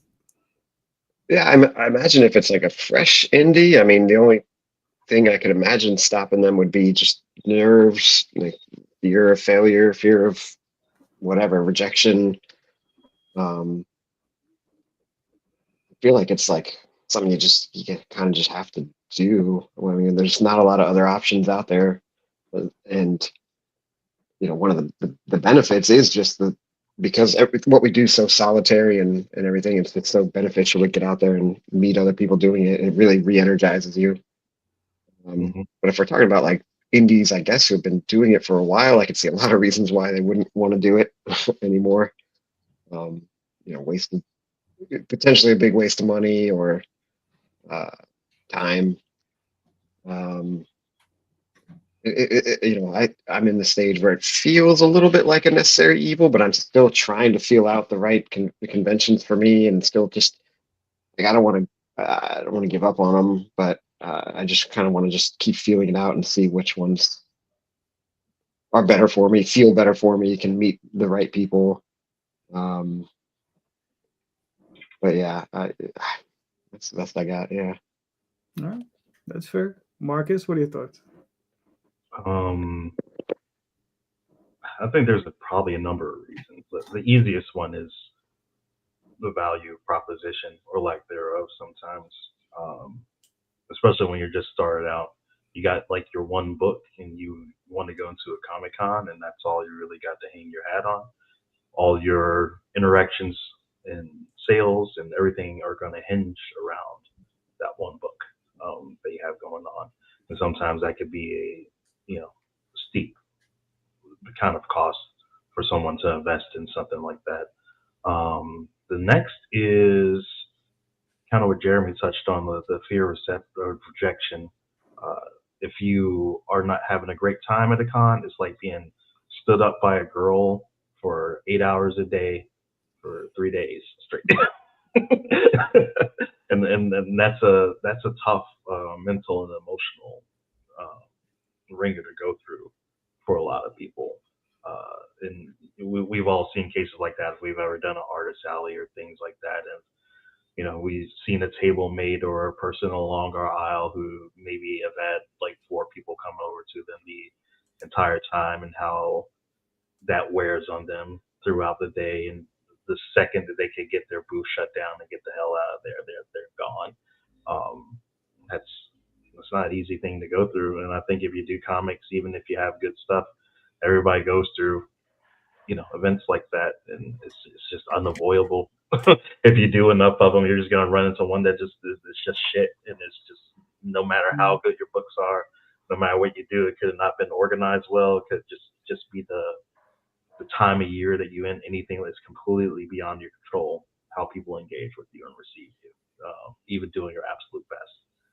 So it becomes hard because it's unpredictable. There's no guarantees about even a con that you're used to doing year after year. One year something just stupid can happen, and it just throws you off. And when you're traveling and stressed out trying to get everything around, get everything set up, and then that's what you deal with, it's like deflating. It's like, why do you want to sign up to get yourself continuously kicked in the taint by like experience? But like when they hit, it's like, it's like taking an 8-ball to the face. It's just like the biggest high, the biggest rush that you can get. Pack things over. You saw it sell out. We had a couple events like that where it's like, I came with all these books, and like I'm putting a couple packs in my carry-on for the plane, and I'm out of there, like, sold through everything. So that's good too. Going out, seeing people having good experiences, talking to people, being really engaged with everyone. Those are really cool too. But yeah, it just comes down to like a lot of the unpredictable nature of it. It's like you have to both have a presence. You got to do it at some point in time. You have to be out there. You got to put yourself out there, even if it's inconsistent. JD might disagree with me that because I know you get shy on doing the cons, but it's even something myself where I've scaled back from it because it's still a small publisher but growing like rapidly. Comes down like, okay, for me to even get a booth at most places, I need like $1,000, $1,200 space just to fit all of our books out. So it becomes very costly. That's just the space. That's not the plane ticket. I got to ship however many. I got to be able to cover the expenses for that. So how many books do I need to be able to sell to do that? Okay, I got to have at least X amount. I got to ship all those things out. How much is shipping all those books cost? Shipping my banners, my setups, like, everything like that, getting my stuff there, hotels, car rentals, going out and doing things like that. So every time, if I am to do a con and do it properly, like for what I have to do, that's easily a $2,000 investment every time I'm going to do it. And how often am I going to recoup those expenses in terms of sales? Like 50% of the time, maybe. So it becomes tough.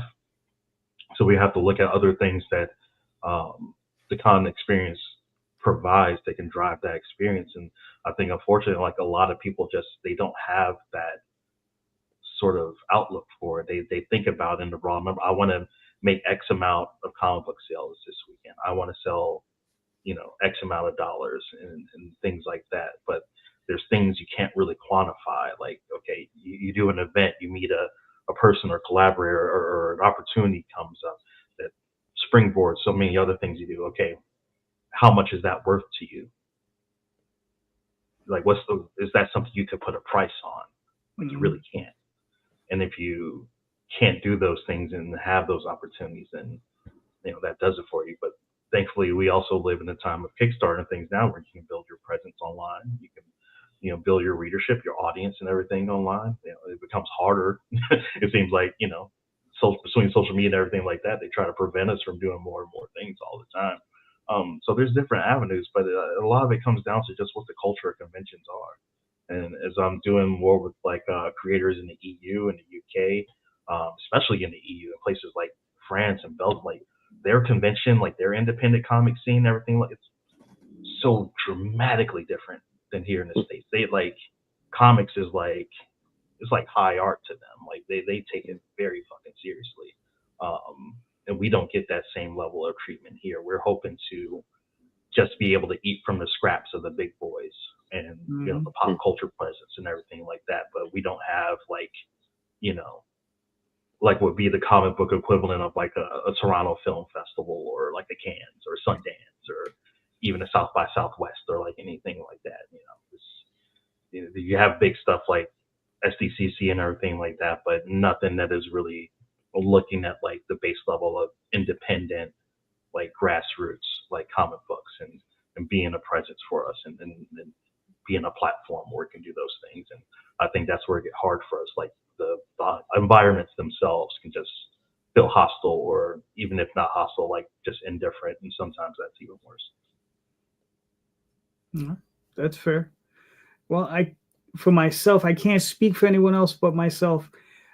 Sam knows I've been in the game a while. I've done a lot of conventions back in the day. I try not to do any these days. But the reason is I'm in New York City, like Lucas, and it is difficult. I don't have a car, right? So I can't just throw it all in the car and just go, right? Back in the day, listen, I leaned a lot on a lot of friends who had cars and were like, yo, let's go to the show with us. Now everybody's a little bit aged out. They moved out of the state. They're across the country. They're all over the place. So it's not so easy getting out to all these different places. But conversely, we do have a lot of smaller shows. The one thing that we do have a lot of is we have like these 1 day high school shows and usually library shows. And a lot of those shows, they're either for free or they're $50. We have New York Comic Con, but that's a whole nother animal that, trying to get in. One is tough getting into it. And then once you're in it, are you willing to pay $1,200 for the table? Right. So you got to make that choice. I know Jay, he loves going to that show. That's his big deal. But I mean, I just, is the ROI there, right? Is really, and I'm sure I could do it and make money, but it's like, do I want to take 4 days out of my life and do that? You know what I mean? Because I've done it so many times. I think I'd rather spend that time building a campaign, fulfilling a campaign, writing another book, editing another book, lettering another book, doing something along those lines. Then be there. Maybe I'll go for a day and I'll chill out, but that's about it.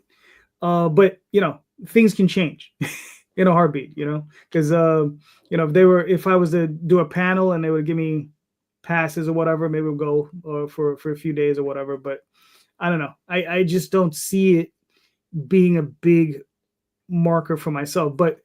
And to get back to the actual question, why most indie creators are having a hard time getting out to them. Yeah, I think Marcus is right. I mean, and Jeremy were right. There's a certain portion of rejection, right? And like I said, the ROI, if the table's running you $300, you only have one book, it's difficult to make that table back on that, when you have to, and you got the cost of gas, if you have to get a hotel room, so on and so forth, all that stuff can be really costly. But I mean, Sam, I know you're wealthy, so you don't have those you just said I'm wealthy. Yeah, yes, I know you're wealthy. You don't have those tribulations the rest of us do. You got a crack, bro. Crack. I wish I was wealthy. Yeah.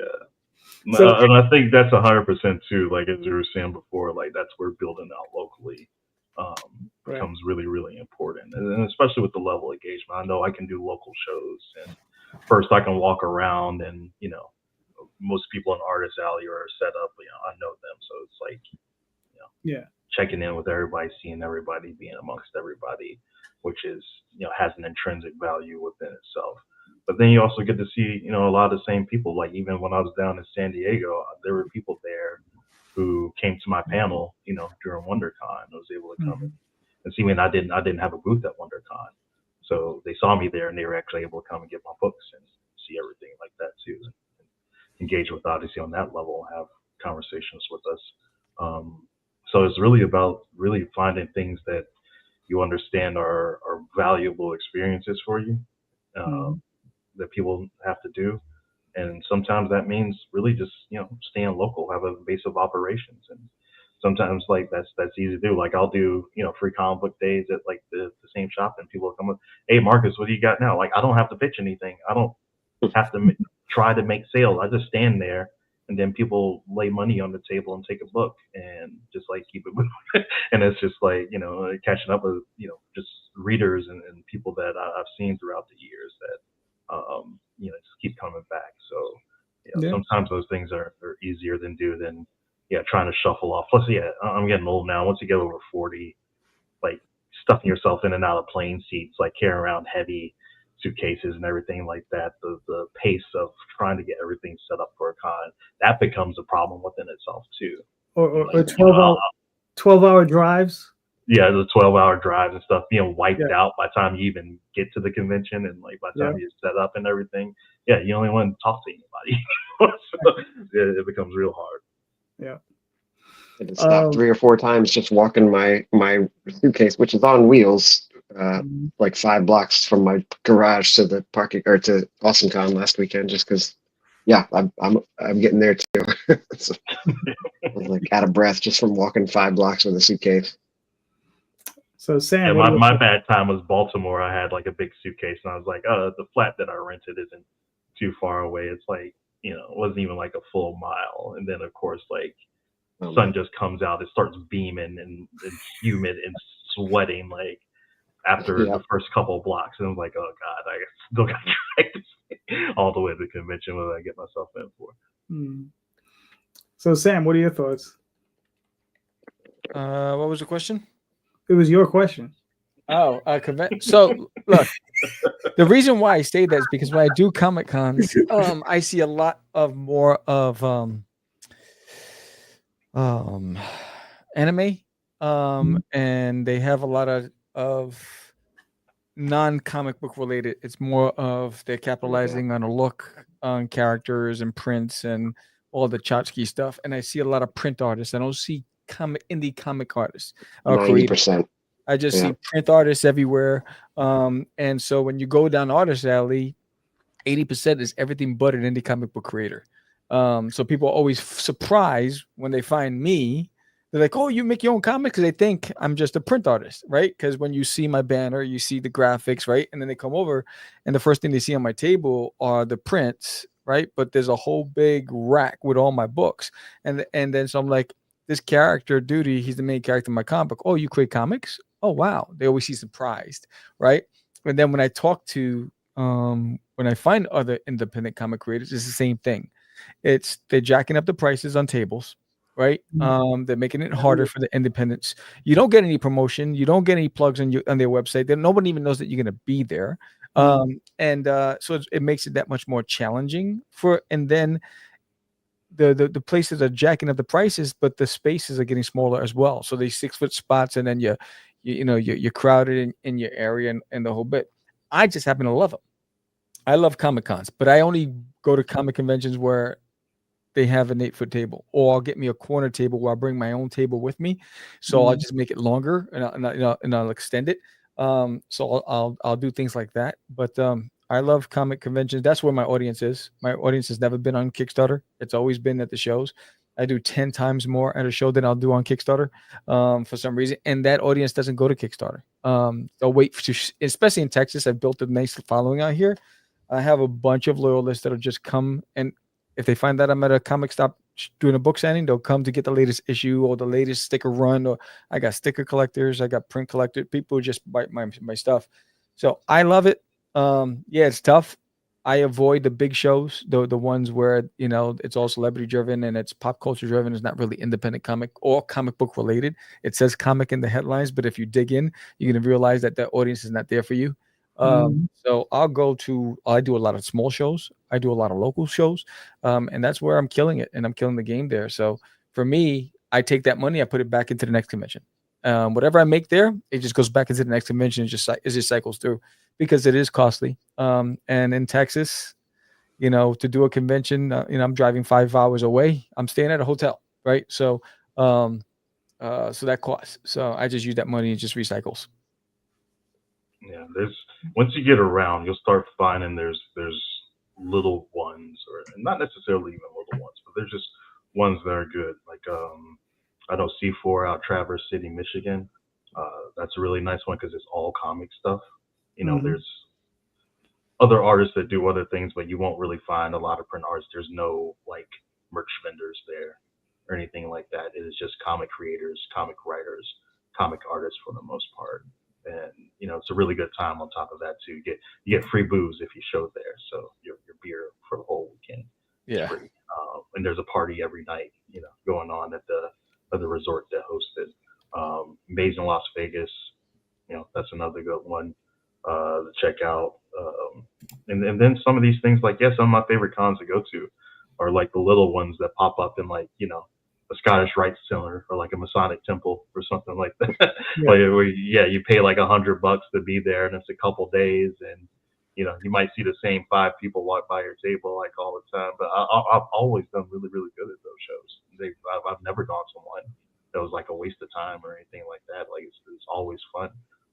Sales are always good. You always meet good people, talk to good people, and you get the time to be able to do it. When I do a C2E2 or something like that, it's hard because like either there's nobody at the table or there's like 50 people there all at the same time. It's like feast and famine all the time, and it's really hard to like stay in a mood of engagement during those things. So yeah, it's like that's what I'm doing more. It's like I go to the big events now for networking. So I'm not showing. I'll usually do a panel or meet other creators, meet talent, things like that. Look for opportunities. And then the small ones are just doing shops and local events and things like that. Then that's what I do for more engagement, more seeing the fans and things like that, seeing, what books are doing well, selling them direct versus just like being on Kickstarter and available. It gives you something to hone in on for. And now I'm starting to do, because I think we have 14 titles or something all across the board right now. Mm-hmm. When I did Writers Festival last weekend, I took 5 of them with me. And I pared down the table presence, and I found out that and saw from that people have easier time at the booth than when I have everything out. I think it kind of overwhelms people a little bit because they see so much, and it's like, okay, what's this about? What's this about? What's this about? And I think by the time I've explained the 10th title, I've lost their interest already.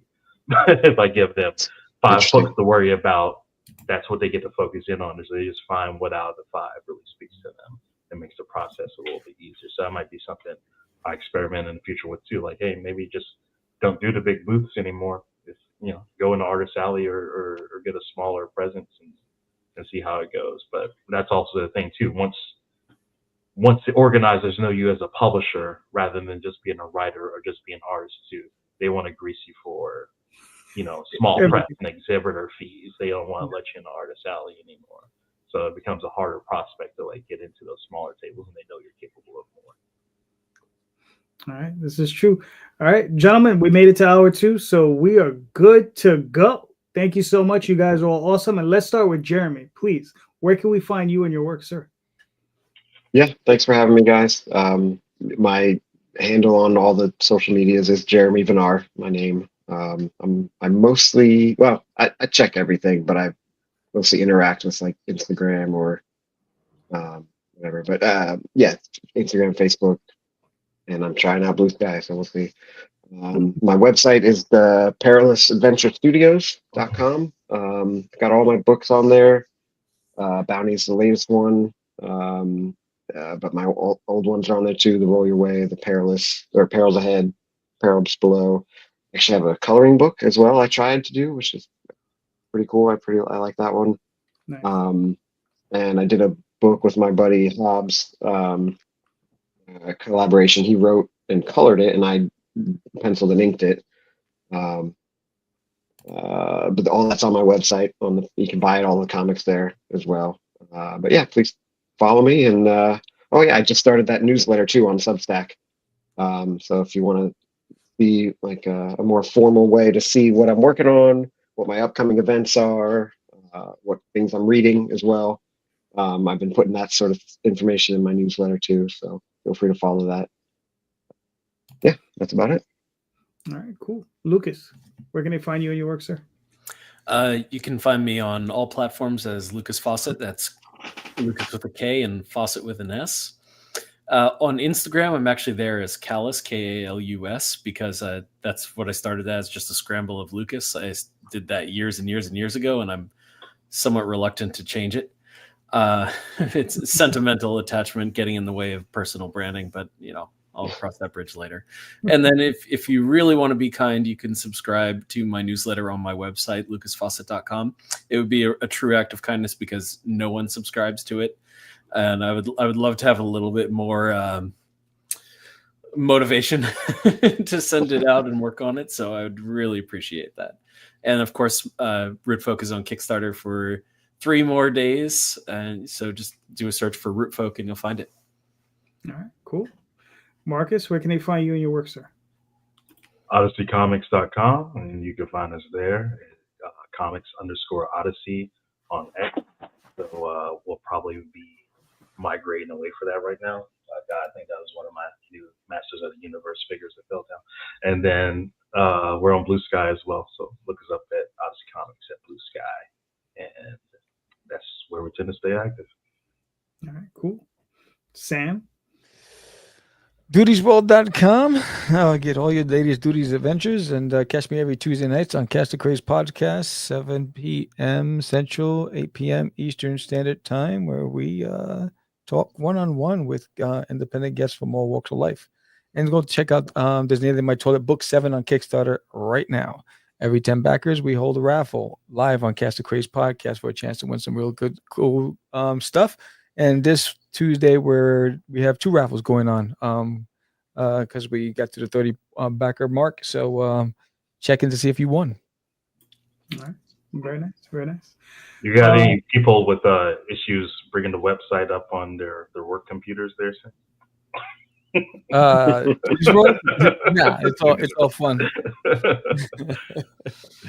All right, cool. So you can find me on Facebook, Twitter, Instagram, all the various different places under JD Calderon, theoswaldchronicles.com, talltalesonline.com, and primarily on Kickstarter. So go check all that stuff out. And soon, probably Indiegogo. So I think I'm going to try another Indiegogo just because I'm a masochist. But please, everybody, check out the show notes. In the show notes are the links to all of these creators' projects. Click on those links. Go pick up some of those books. All these creators are making awesome books. All of them deserve your support. They're doing great stuff. So please click on those links and go buy yourself some books. And don't forget, read more indie comics, especially ours. Have a good night, everyone. Thank you. Thank you. Thank you.